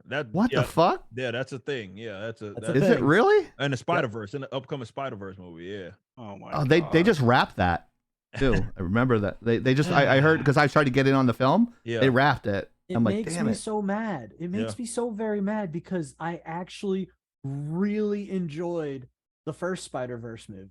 Mhm. I'm not a massive Miles Morales fan. What made me really enjoy Miles Morales as his own character was the character development of that movie. That was That's good. why I liked Yeah. him as a character. The other characters in that movie outside of old Peter Parker, the run down Peter Parker that let life beat him up, that was great character development, even though I didn't really love the pushing down of Peter Parker. But I mean, it was part of the story in a well explained in universe way. Like, then what else made me really like Miles Morales as a character was the character development that they displayed in the Spider-Man 2 game. Oh, Did yeah. they need that? Did they really need that? No. But guess what made it awesome? Was the story development. Yeah. Yeah, those are for sure. Where- Well, I'll say the game for sure is the best version of that character as much as I rag on him. For sure. Hands down. But yeah, it's just cheapened, man. I just don't like the idea of there being so many of them for me. And I feel the same way it's about being leaned Superman on- too. Yeah, they've leaned on it so much, it's ridiculous, man. And now we Mhm. have, gay, lesbian, yeah, everything. disabled, Yeah, crippled Spider with Woman. canes. Like it puts the wheelchair on her back. I'm like, what are these guys even trying anymore? It's the GTA 5 of the Marvel universe. Yeah, it's ridiculous. So, and it just gets more and more ridiculous. And obviously, just being a Spider-Man fan, you don't like to see stuff like that. So yeah, if I had to choose between those three characters, like, man, just put him out of his misery because man, he keeps getting bastardized. I agree with him. Hmm. Yeah, Soda loves the Ezra Miller Flash. So Oh, no. yeah, no. that's his favorite. Yeah, He don't wants put to that marry evil Ezra on him. Miller. That's He a loves hell Ezra no. Miller. No. He loves. Go to He a different loves the. shot, Chief. He's he's the president of the fan club. That Go dude to a different is- shot for a moment, Chief. I don't have an. Oh, right. Oh, yeah, I do have it. I Yeah, got like we- 50 shots here, Eric. Hold on. We do not like Ezra Miller here, so I like the series on TV. That's the one I've been following Yeah. since it started. Yeah. Oh Lord, Raven, come on now. She says, "What's wrong with lesbians?" No, I think he's pointing out the fact that they keep changing so many Yeah. characters that we love, and for no reason. She's gay. Yeah, like- She likes vagina. That's I a don't- fair statement. There are okay. Deep Dive Gaming, aka Mariner. He's another streamer that comes and joins us on occasion. He asked a question. Ask him about Spider-Gwen. I liked her. Okay, look, Spider-Gwen Ask wasn't like what she was in Eric, Spider-Verse. not you. right? So I'm curious what he thinks. I'm just not. I wasn't really interested. And I know that's what they call it, like Ghost Spider now. I think Oh, God geez. I'm just knows. not interested. Yeah, I something just think different. I think the whole, like, I'm being like completely honest. This is my thing. I think with the just the level of talent that is supposed to be out there, supposedly, right? Right. In this creative space and all this money that Marvel has, to really get whoever they want. The fact that the best that they can continue to come up with is a rehashed version of a character that we've seen since 1964. Like, I just as a creative person, I take issue with that because it's like this with the whole like original black character thing. It was like, you had these weirdos who would say, well, people don't generally support the people won't support our original black character because so we have to like do these tokenizations where there's a race Mhm. swapped version. I'm like, no, like it's just Yeah. not true. And I'm a living, breathing example of that with the characters that I've created throughout the Rippaverse, which are completely original. I don't have some catalog like Marvel has of characters that I can just choose from. So it's like, if I can do that and see the success without having the established brand of a Marvel, like I feel like we should be well beyond. And you know, he's talked about manga. Manga can somehow, I mean, Demon Slayer is like the biggest anime in the world right now, and that like just came out. That was not that long Yeah. ago. Jujutsu Kaisen, those are relatively new properties. And the best that, for whatever reason, Marvel and DC, with all of this money, the best that they can do is say, all right, now again, here's Spider-Man again, and now it's a female and her head's shaved and she's half cyborg. It's like, what the like I just like, I don't get that. Like it's too much. Like, can you not create a completely original character? So that's Which is why you're so successful. You have one of a kind characters. yeah. So Yeah, not to kiss your ass, because that's not what I'm here for. But honestly, that's what attracted me to reaching out to you, is that you don't do that. Yeah. Although you have one issue coming out. If you do start doing that, we will call you out on it. But we will give you praise. I give praise when there's praise needs to be there. But I'm not gonna.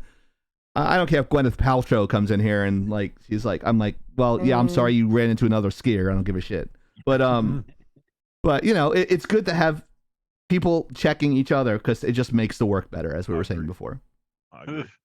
Rogue said you're totally here to kiss his ass. I kiss nobody's ass.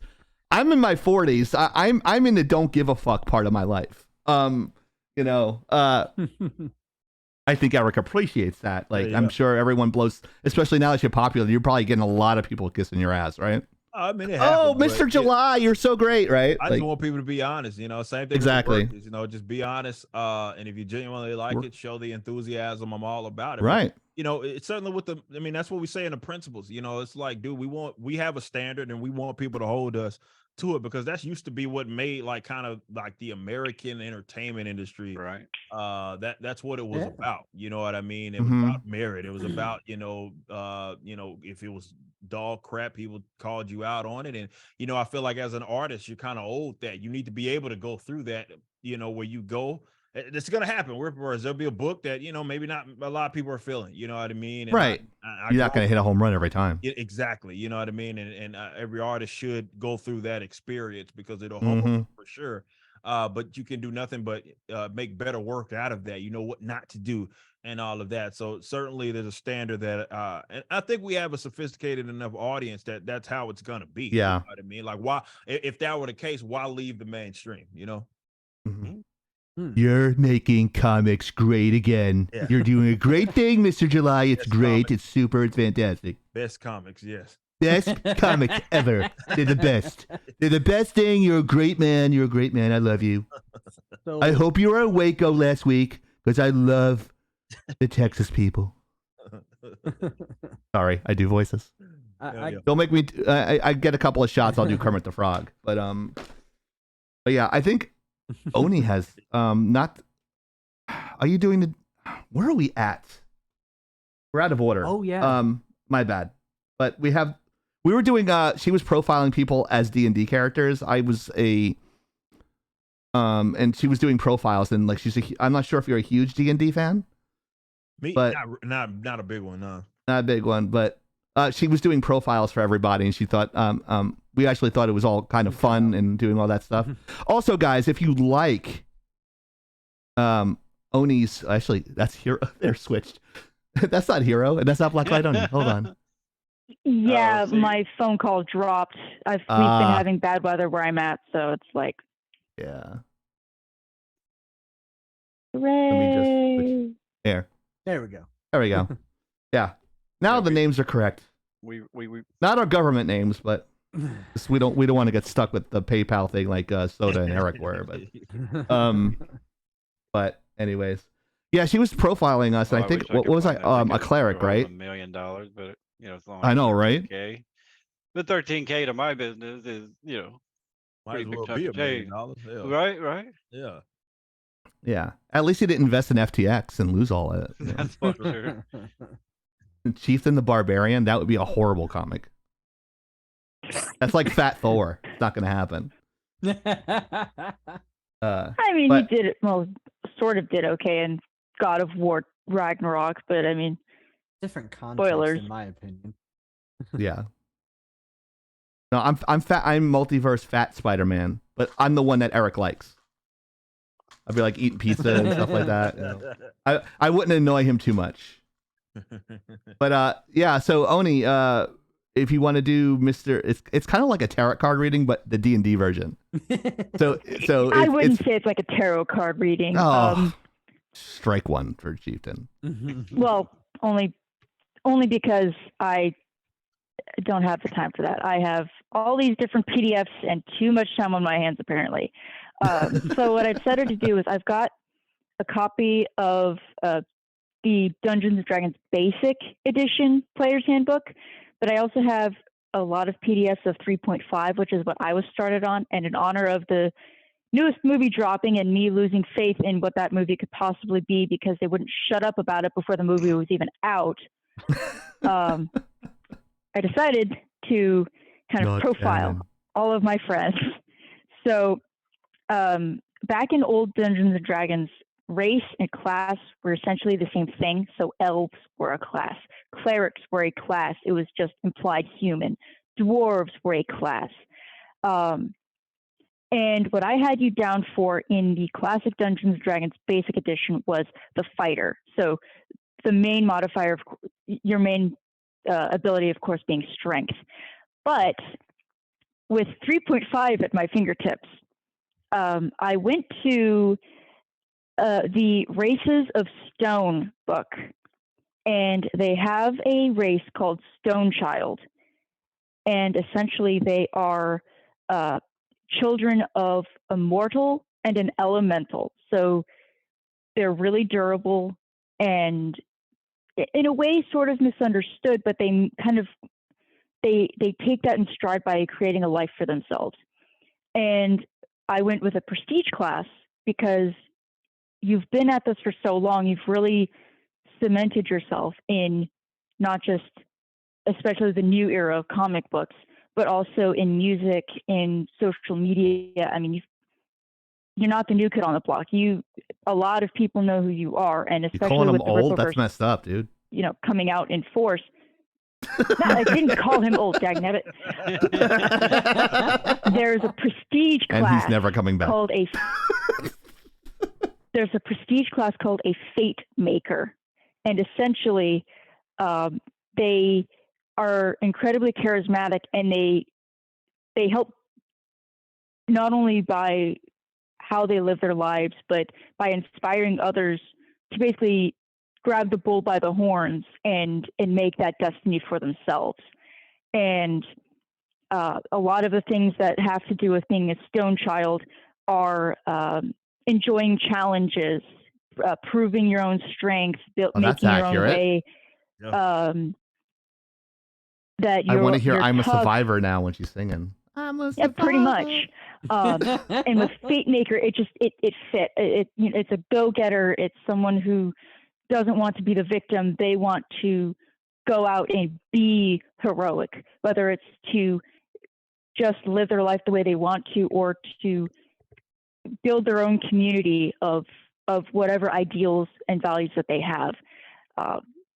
And Chieftain, I sort of went in a similar direction because you've been doing this with Lagging Out, and with all the growing pains we've gone through, we've really become something here. I chose a race actually from the Player's Handbook, believe it or not. It's just a race Here I've it never comes, seen guys. too much about. No, I think you might really like this. Okay. It's called an Illuminarian. They are Illuminarian. a humanoid race. Yes. Part of the They tend Illuminati. to be no. They tend to be pretty secretive because they were believed to have been a constructed class, and they have a mortal enemy who's trying to actually wipe them out on a global level. And That's ironic. so they're pretty secretive. They're very much into a belief structure. They want to find the power in all things, namely with words, and they tend to actually be bald and they have glowing sigils around their heads is usually how they're seen by other people. But for your prestige class, I chose a visionary seeker, and it's kind of like a fate maker. It's just a little different because it's a little bit more independent, but it still fits because it still has that freedom of movement regarding not just with diplomacy, but how you see the world and how you interact with the world. And it's not it's not unheard of for an Illuminarian to leave their group to go off into the world if they believe that there is more knowledge to be had out there. They want that's to keep accurate. learning. That's a big thing for them. Yeah. That's because a little bit Okay. of context. When I worked in contracts, I was in Austin for 5 years, LA, San Francisco, Canada for a bit, working on a bunch of stuff. So that's pretty accurate. So I'm kind of like a nomad of sorts. And Yeah. So that's why I haven't I'm seen a them too much in trailblazer. terms of like hearing many of them as player characters, but they are in the player's handbook. So right. they were there. Okay, hero. Uh-oh. This might be a bit of a curveball, but stick with Uh-oh. me, and I swear it will make sense if I can find the right PDF. He's already going to shit himself. He's like already laughing. Look at him. Look at him. I think this is it. Oh, yeah, there it is. Okay. I had you down as a centaur because here's why. Let me just read some of 'Cause he's the a horse's excerpts ass? for you. No, actually. Chieftain's loving this too much. Oh, I have so many fucking clips. I'm going to be busy all weekend. Oh, yes. The Eric's like, I'm Tribal so sick of these Society fucking the tags. I'm lagging Centaurs. out. The Tribal Society of the Centaurs regards freedom and personal choice as the highest virtues. Ooh. As long as an individual's choices do not hinder the welfare of another centaur of the tribe, these peaceful creatures leave all decisions in the hands of the individual. I dig it. And what I have you down though I see him as a is a centaur cipher from adept. Harry Potter. Ooh. I know where A this is cipher going. adept. Someone who basically makes you make your choices instinct. And yes, it can be with physical prowess, but it can also, because of how you also think, it's about things go in quick succession, and you make it almost religiously instinctive. So you're taking brute force with the mentality of a cipher adept. I wish I Soda, understood yours is the D&D one- more. Soda, I You're- hope you like yours because yours might seem a little bit out there, but I swear when I explain it, it'll make sense. Let me just make That's sure not I a pull up the right surprise one. with Soda. All right. Okay, let me make sure. Thank you for hanging out, Eric. He's like, No, thank you. I think he's especially loving for this. He's listening just to like me. so interested. Hell yeah. We appreciate I'm you. afraid. Okay. No, don't be afraid. It's What are you totally afraid fine. of? I swear. Are you afraid of the flamethrower, Okay. or are you Yes. afraid of her pig? No, Yeah, she owns a I flamethrower swear. now. Okay. Oh no. Okay. Where did the? Come on. Where's the other details? Okay. So I don't have my Jeopardy song going on there. I should listen had to you something else. down as a half dragon, Okay. Yeah. Me. not just a half dragon, a gold half dragon. Oh hell yeah. Okay. And the reason is That's because so- metallic dragons tend to be aligned with good, but it's also because they seek knowledge and they do feel a bit misunderstood, but they do aspire to be good.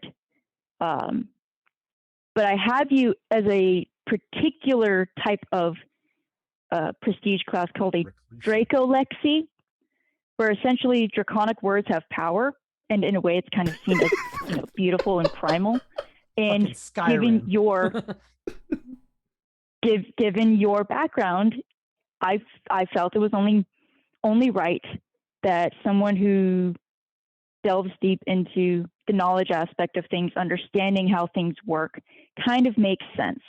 Oh yes, gold dragon. And they level up with You- Xanax. You are wise and patient. You value examining and discussing a situation at length more than undertaking hasty action, but you are committed to a course once you've made a decision. You have a strong sense of justice. The offspring of gold dragons are most likely to become clerics or paladins, usually serving deities of justice and order. Now, Tyrion Death. I don't know if you're still out there, but if you He's are, sleeping. I chose the planar species of a Hound Archon. And I gave him the prestige class of an Iron Mind. So essentially, good luck I'll be getting 3D through modeling all these characters next week. No. There's a lot going on. So Let me basically, go get my ZBrush out. Tyrion Death uses an avatar as well, like Soda, but his is a wolf. And Hound Archons, hounds. But with Iron Mind, yes, you are physically strong, but most of your abilities actually come from being able to withstand psychic damage. So I thought it's really nifty. That kind of works because if you know his nose. personal life, so Oni, that actually kind of works for him. He's got to block out all those negative energies that are surrounding him, and he's going to come out the other way. So it's kind of oh look, Soda's now a dragon. I'm now a gold dragon. I am the last and they one. tend to be, and Hound Archons are very good creatures. They have a strong sense of justice as well.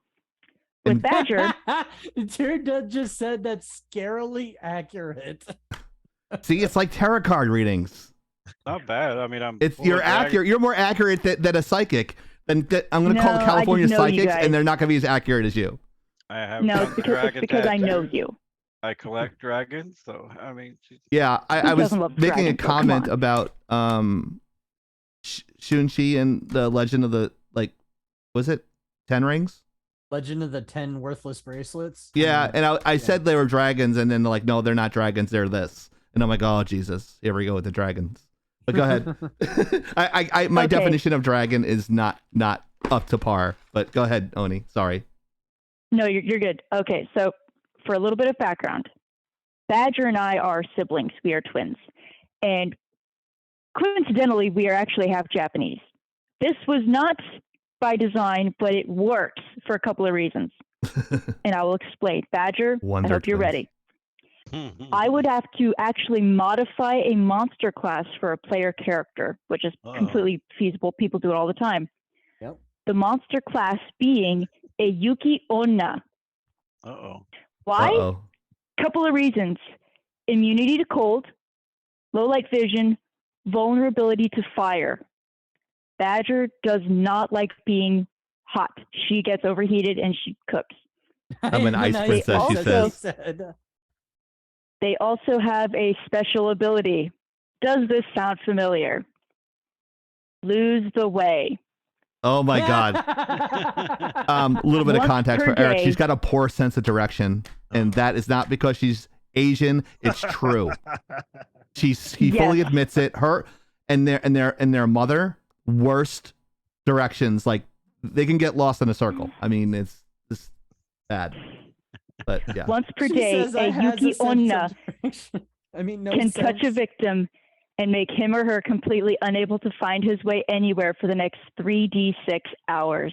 Oh God. Wow. Yeah, that's her.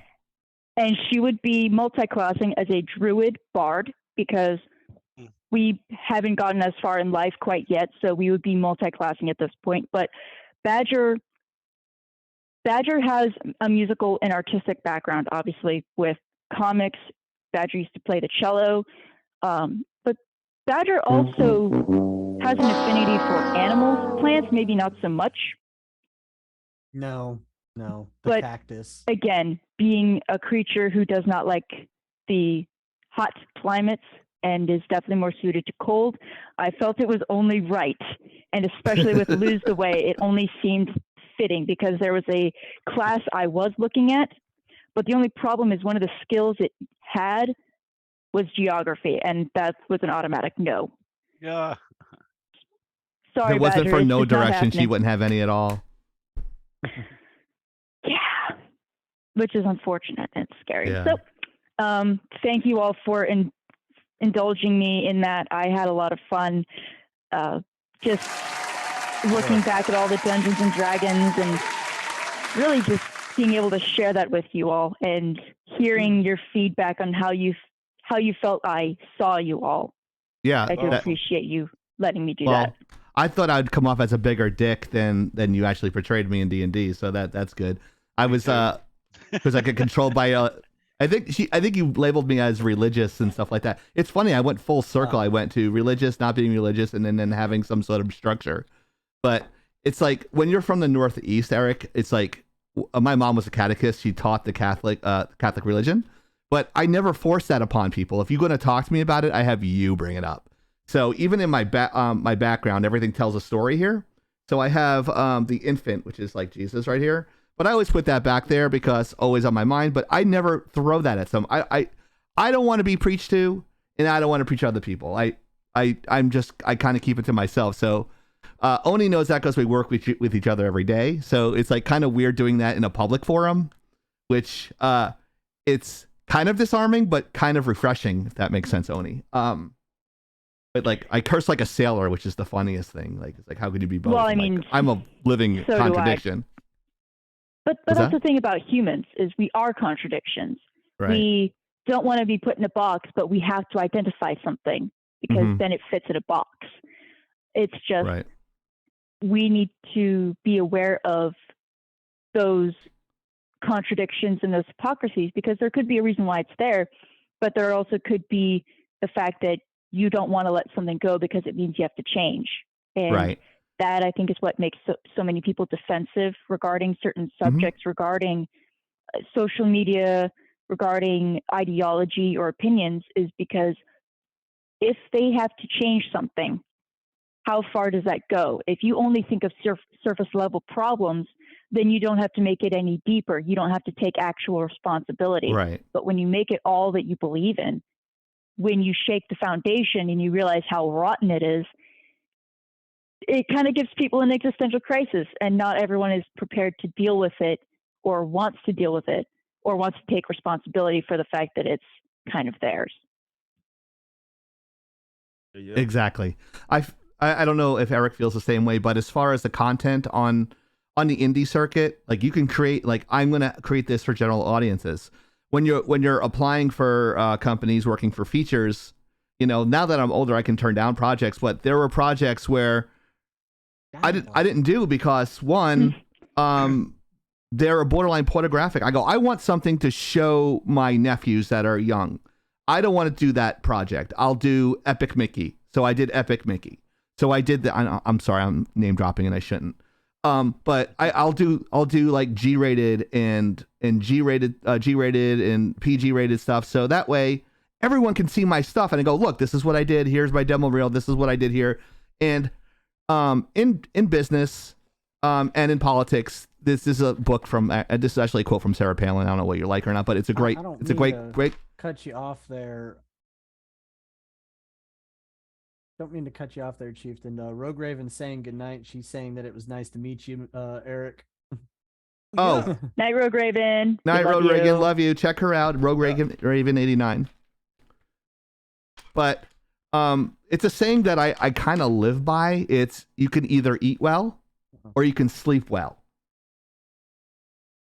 Meaning, like, okay, I'm gonna make as much money as I can, but the guilt of me doing that and stealing from somebody else is not a good thing. And you come off as a person like that, like you rather sleep well than eat well, because your crew is everything, right? Like you're only as good as your weakest link.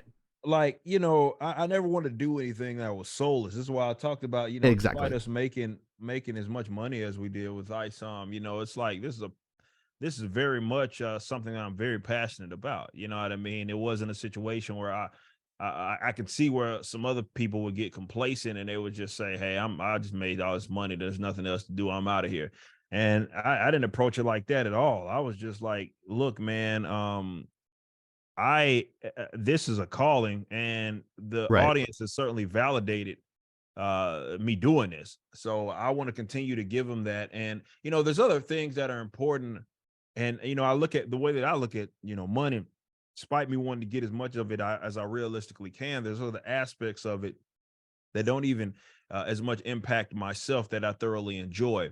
And one of those is like the people that I employ. Like, for example, we brought recently Carl Lynn over to our team, who was a former employee of Limited Run Games. If people don't know the story, she basically publicly said that she wanted to play Hogwarts Legacy, and there was some idiot activist leftist who just went after her, and she got fired by Limited Run Games because of that. And she's now working for the Riververse as a customer relations manager, and I love that I'm in a position to do stuff like that, to where I can give people jobs that are well paying, that are competitive, but they can be themselves and don't have to feel like they have to walk on eggshells. Reason being is because I feel like people and individuals rather can do their best work under those conditions. Right now, I don't know how much you guys are knowledgeable on like just the interior kind of culture of like the big mainstream comics. I'm pretty sure it's similar in other entertainment, but everybody's holding like ideological kind of cancellation guns to each other, waiting for the minute to like cancel each other. And you can imagine that you can't work under the greatest, like those aren't good working conditions. Let's say that, like, how can you do your best work thinking that, well, maybe if I publicly say something, or if I think differently, and it's not, and people make note of that, then I might lose my job. You know what I mean? Like, you can't work. Those aren't good working conditions. Like, that's a person on edge. So being able to employ people and have them do their best work, they don't have to worry about that silly stuff, is an aspect of the money that we get that I just really enjoy, because I think that, these people creatively are going to be able to do their best work. Yeah, we talk about that actually pretty frequently, how the work culture has changed in these big entertainment businesses. I am grateful for the space that I personally work in. I mean, they told you I'm the IT guy. It's true to the bone. I don't know. I was born for it or something, I guess. And the space that I work in is not quite, but nearly exclusively veterans. And it affords me a more laid back environment because, well, reality is I don't think that I would make it in the civilian workforce without this kind of an environment, because some of the shit I say, some of the way that we talk with on the workplace or in the workplace, it would make a normal everyday civilian in a professional environment, it would probably give them a heart attack or make them have a stroke or something. But it, like, just the fact that when I go to work and I don't need to worry about whether or not something I say offhandedly, whether it be some sort of an ideal or some sort of a thought, it's not going to make me lose my job, because my boss isn't going to look at me and be like, how dare you think that way? Right. Right. Like, in fact, he's probably going to look at me and be like, dude, shut up. And then carry on. Like, I can't find that Streamlabs switch. Yeah. To turn the alerts on. They fucked it up. It's Streamlabs. What do you expect? Yeah, they change everything around on me, just like Adobe Cloud. Change shit around on me, legacy stuff out. That I noticed the alerts weren't going on, but that's fine. I'll fix it in post. It's an ongoing joke here because they always say that to me. Oh, you'll just fix it in post. Yeah. Ethan, Oni just cut that part out. Say that. Yeah, he did that once to our editor, and then the entire video he put a monkey over his face and changed his voice for the whole video. And Hero was pissed. I remember that. Great. Yeah, don't piss off our post-production guys because they'll fuck with you. I wasn't pissed. I thought it was funny, but after about 2 minutes, I was like, all right, nothing I'm going to say in this video. It was funny the whole way through, like the untacular. Of course, that's there's a video where Hero goes through the whole anthology of Metroid. Oh, and I went back into this 8 hours of footage and took out all the and cut it into an entire video. and we call it the Untacular. So you just totally fuck with people. I will play it for Eric July. He'll fucking laugh his ass off. I'll be like, these guys are fucking lunatics.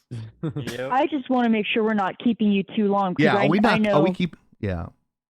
I know we're in Central Time, but I also know you just got back from track meet and Yeah, it's been a Right. crazy day. It's been a crazy day for me. I got a few more minutes for right. sure that I can hang out. But yeah, either way, I appreciate you guys certainly having me nonetheless. We Oh, appreciate you.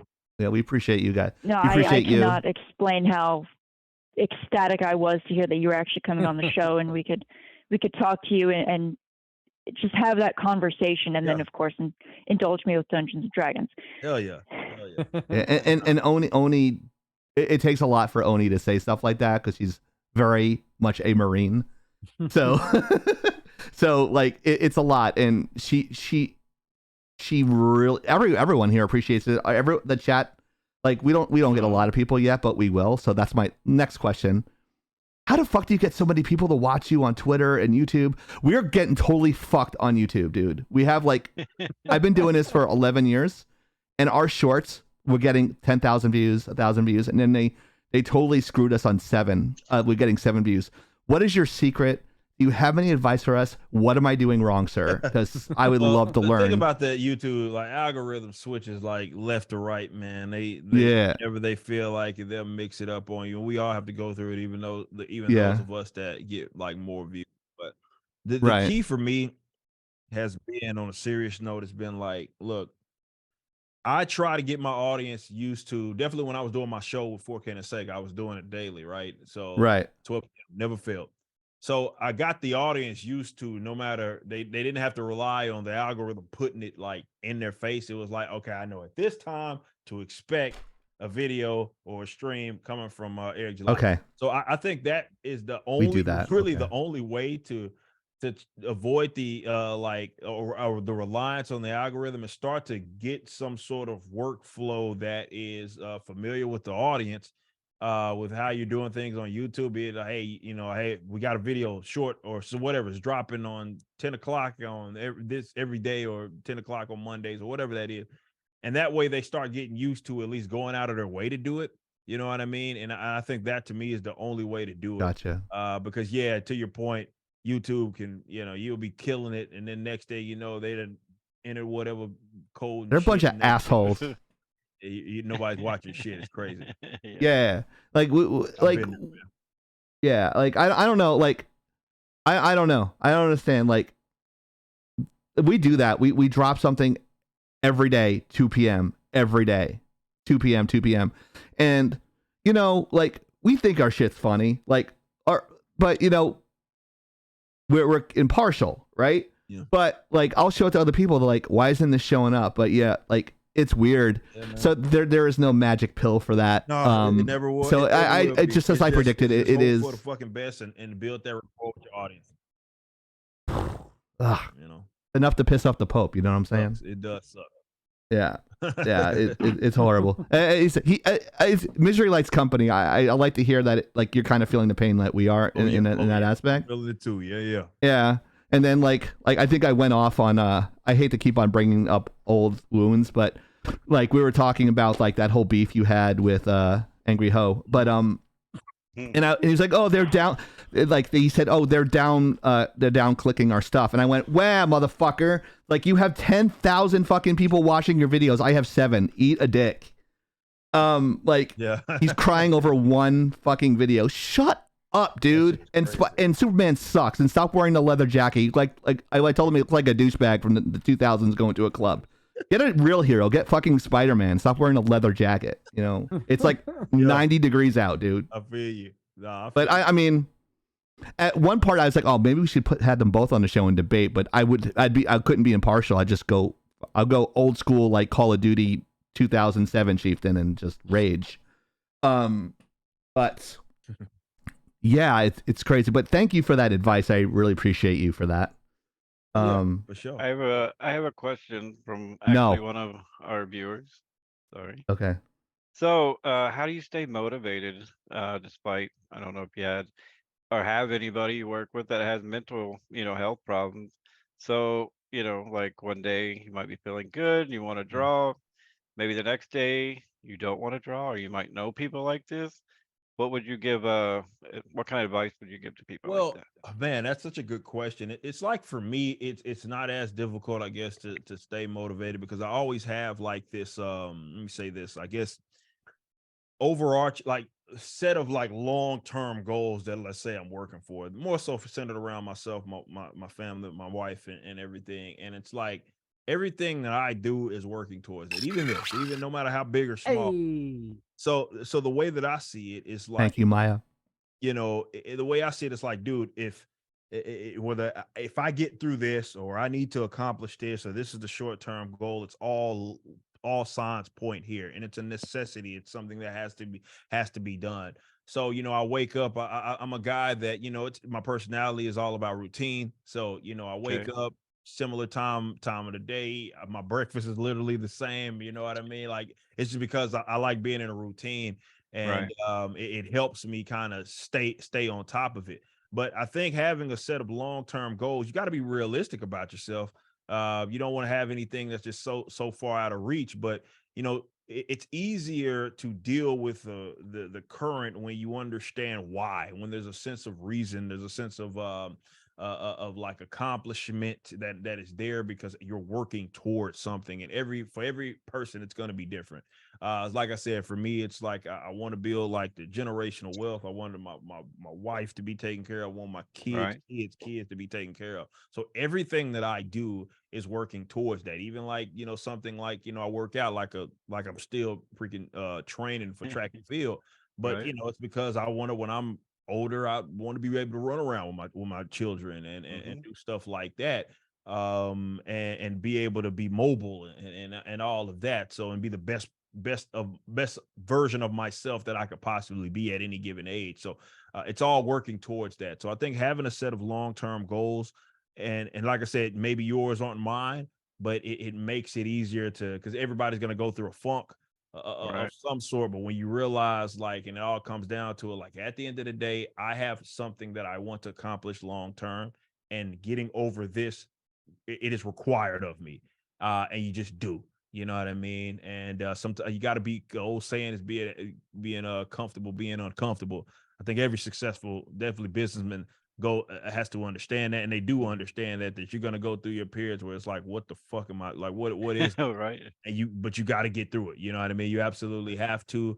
Yeah, just like I said, set a long-term goal, look at it through that lens, and you'd be surprised how much you can accomplish. Great advice. Appreciate it. Oh yeah, no problem. And I'm talking quickly because of the caffeine, Hero. you're also breaking up really bad. That's bro. why I it's can't talking help- fast, because it's Yeah. the Zoom trying to catch them. It's catching them up, so it's Right. speeding them up. That's what's happening. Right. Like, hello, I'm talking really fast. I don't know what to do. Okay, everything is Oh, Don't God. forget to comment like a smiley to like the ball. I thought it was just that New Yorker breaking in. Yeah. No, you know that's, why? Because that's my buffering. mic. Yeah. Technical term. It's kind of funny because AT&T is like breaking up all the utility lines here, and I lost internet all week, so it's been spotty.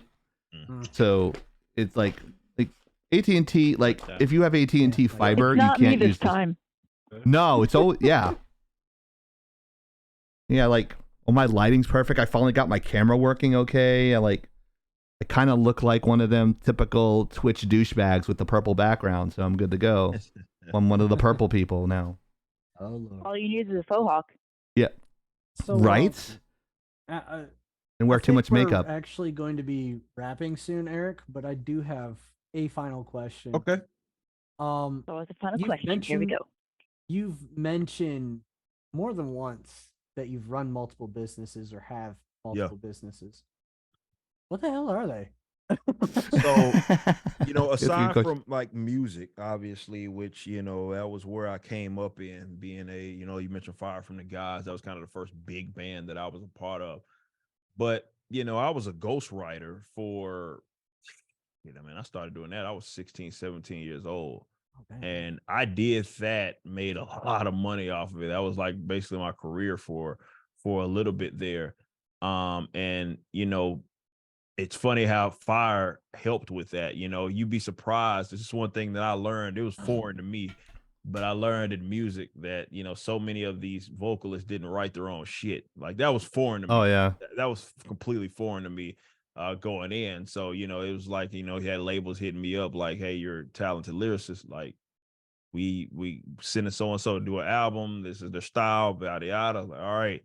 So it kind of got me in on the ghostwriting tip, and I did it for other genres and stuff. But you know, doing that and you know, even with like the Riververse, I think people don't understand like Riververse isn't just a comic book company. It's like, you know, it's a distribution company as well, right? So like I got a full scale warehouse that I'm running. It's kind of surreal to think of it that way, that Crazy. you know, it's yeah, like we're having to ship all this stuff and you know get receiving orders and all that and you know inventory that has to be taken. It's insane. So It's like imposter disorder. You just like don't realize it's happening. yeah, Right? yeah, it's one Yeah. of those, yeah, it's exactly kind of It's just like I what it is. can't But believe no, I'm here doing to this. also answer your question, you know, between like yeah, that's how it is. But you know, with you know, doing ghostwriting was a big thing that I did. It's funny you worked IT. You know, you work in IT. I did that. I was actually doing network engineering. Oh, 2015 to when did that end? That ended. It was only like a three. No, it was 2014.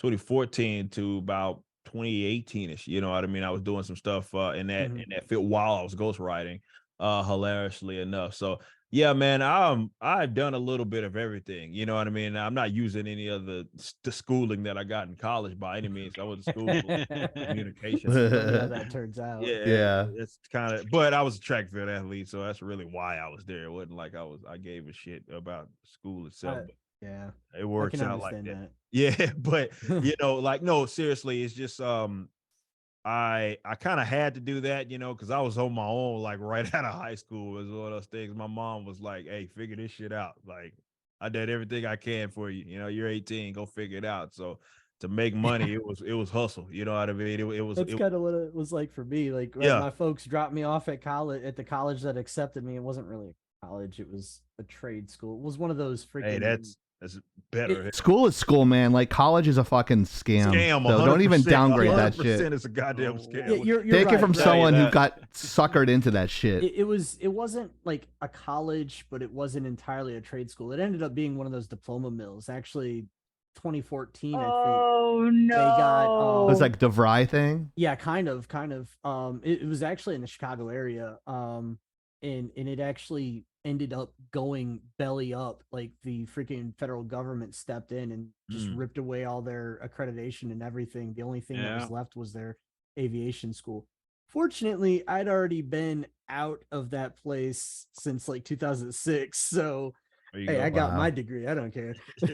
There you go. Yeah, I vouch for showed that. up. I showed up at the school. My folks dropped off my stuff, and they said, "All right, son.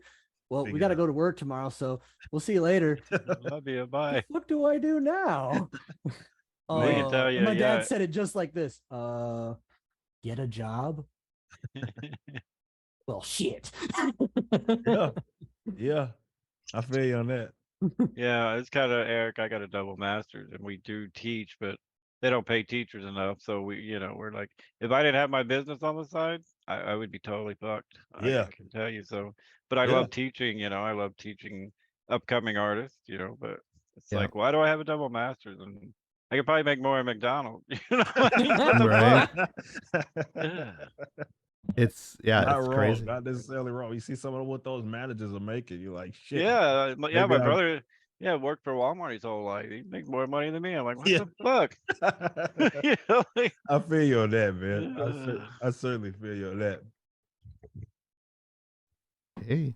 But I was just curious, like, because you've mentioned that, I think it was specifically your videos talking about, taking it to PayPal and teaching them a lesson.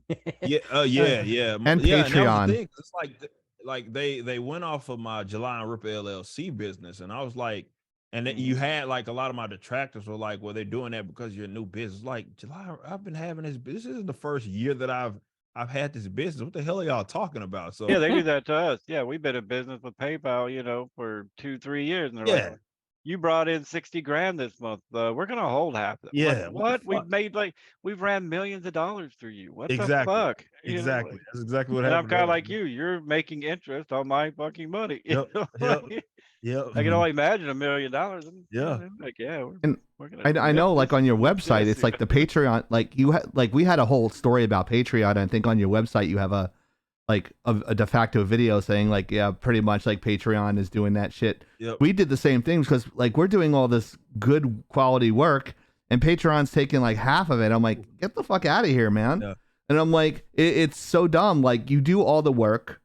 You like they don't give a shit. Like all they see is the money coming. They don't care like They'll the kick nights your that you're ass working. off if they feel like it. Yep. Yeah. Man, you lose all Right. that shit. You know what I mean? That's why we moved. That's why I moved off of it. I was like, Right.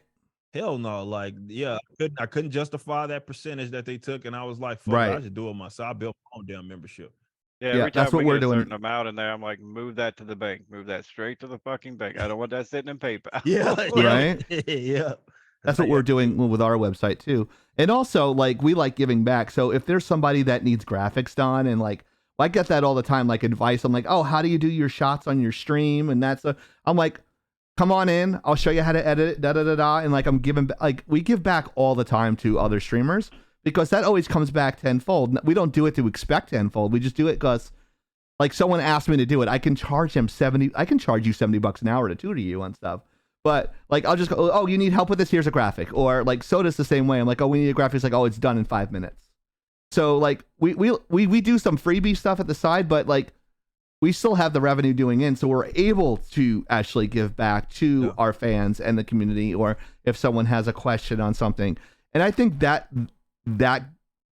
positivity goes so far. Oh yeah. And it's known now that we do all that stuff, although someone tried to cancel us last year for critiquing their promotion because we're teachers and saying that we were, what was it, Soda? We were body shaming her. Shaming them, yeah. We didn't even mention her body. We mentioned the color scheme with her hair, with the background, and how well it worked. And then she goes on her partner stream and tries to get us canceled. And then all the alphabet people on Twitter tried to do that too. That's about right. So the as Chappelle says, I love fucking Chappelle. The fucking alphabet fucking soup people. We had like to issue an apology for nothing. Yeah. So like, I can imagine. pretty much we always say get can fucked, imagine. but it's horrible. And like, we're small creators, so we feel it more. So if someone says something that goes further than something positive, So we just continued, like we went through it, like we got past it. So it's like, let's just fuck with them more. Let's fuck with them on Twitter. And I'm like, no, dude, I don't want, like, we're too small. We like, if we had fuck you money, then we can go, yeah, you can eat a dick. We don't care what you think. But their army was bigger than our army, so we couldn't really do it. So we had to like kind of like swallow our pride, even though we don't feel we did anything wrong. But yeah, like we always do that stuff. Everyone like volunteers here. No one gets paid yet, but they're planning on getting paid once we get the studio up. But that extended reality is like 20 grand a day, like just to rent it out. It's amazing. Look into extended reality, Eric. It's amazing. The technology, it's like, if you're interested in technology, just look it up. It's pretty cool. Okay. And I actually, Hero and I became certified in the program like in a week. Yeah. So it's pretty fun. So if you ever do a major motion picture film, which you probably will, that's something you might want to look into. It's pretty fucking awesome. But yeah, I'm always it's great technology. There's only 6 studios in the country that do it. So, but anyways, is everyone all questioned out? Eric's had a long day. Yep. He's on Central Time. I'm on East Time, and I'm getting a headache from the light because my photosensitivity. my Tony Stark glasses are not working, so it's just like I can't like put on my suit and that sort of thing. So, Chieftain, hit the music. Thank you again, Mr. July, for your time Very and much. for Great having you on. I would just love to have answering you all these back sometime. questions. It means a Do lot. it again. Yeah. Do it again. As long as you're not scared away. Yeah, we'll by it. definitely do it again. Yeah. We'll do it again. I'm down. I'm game. Yeah, All right. you were so much fun. You were so much fun. And if you want us to come on your show anytime, and just like double your viewership because I got a big damn mouth, like I would be more than happy to do that for you. Or if it's anyone else here, we're all available for you. We're all in believe in helping small creators. But you're not small. You're pretty moderate. We're small. Giggity. No, so on behalf, we are a very small fish in his very large pond. Yes. So thank you for stopping by, Eric. So on behalf of Hero, Hey, and Songbird. Songbird, Blacklight Oni, Soda Pop, and Eric July, this is Chieftain signing off and lagging out. Night, guys.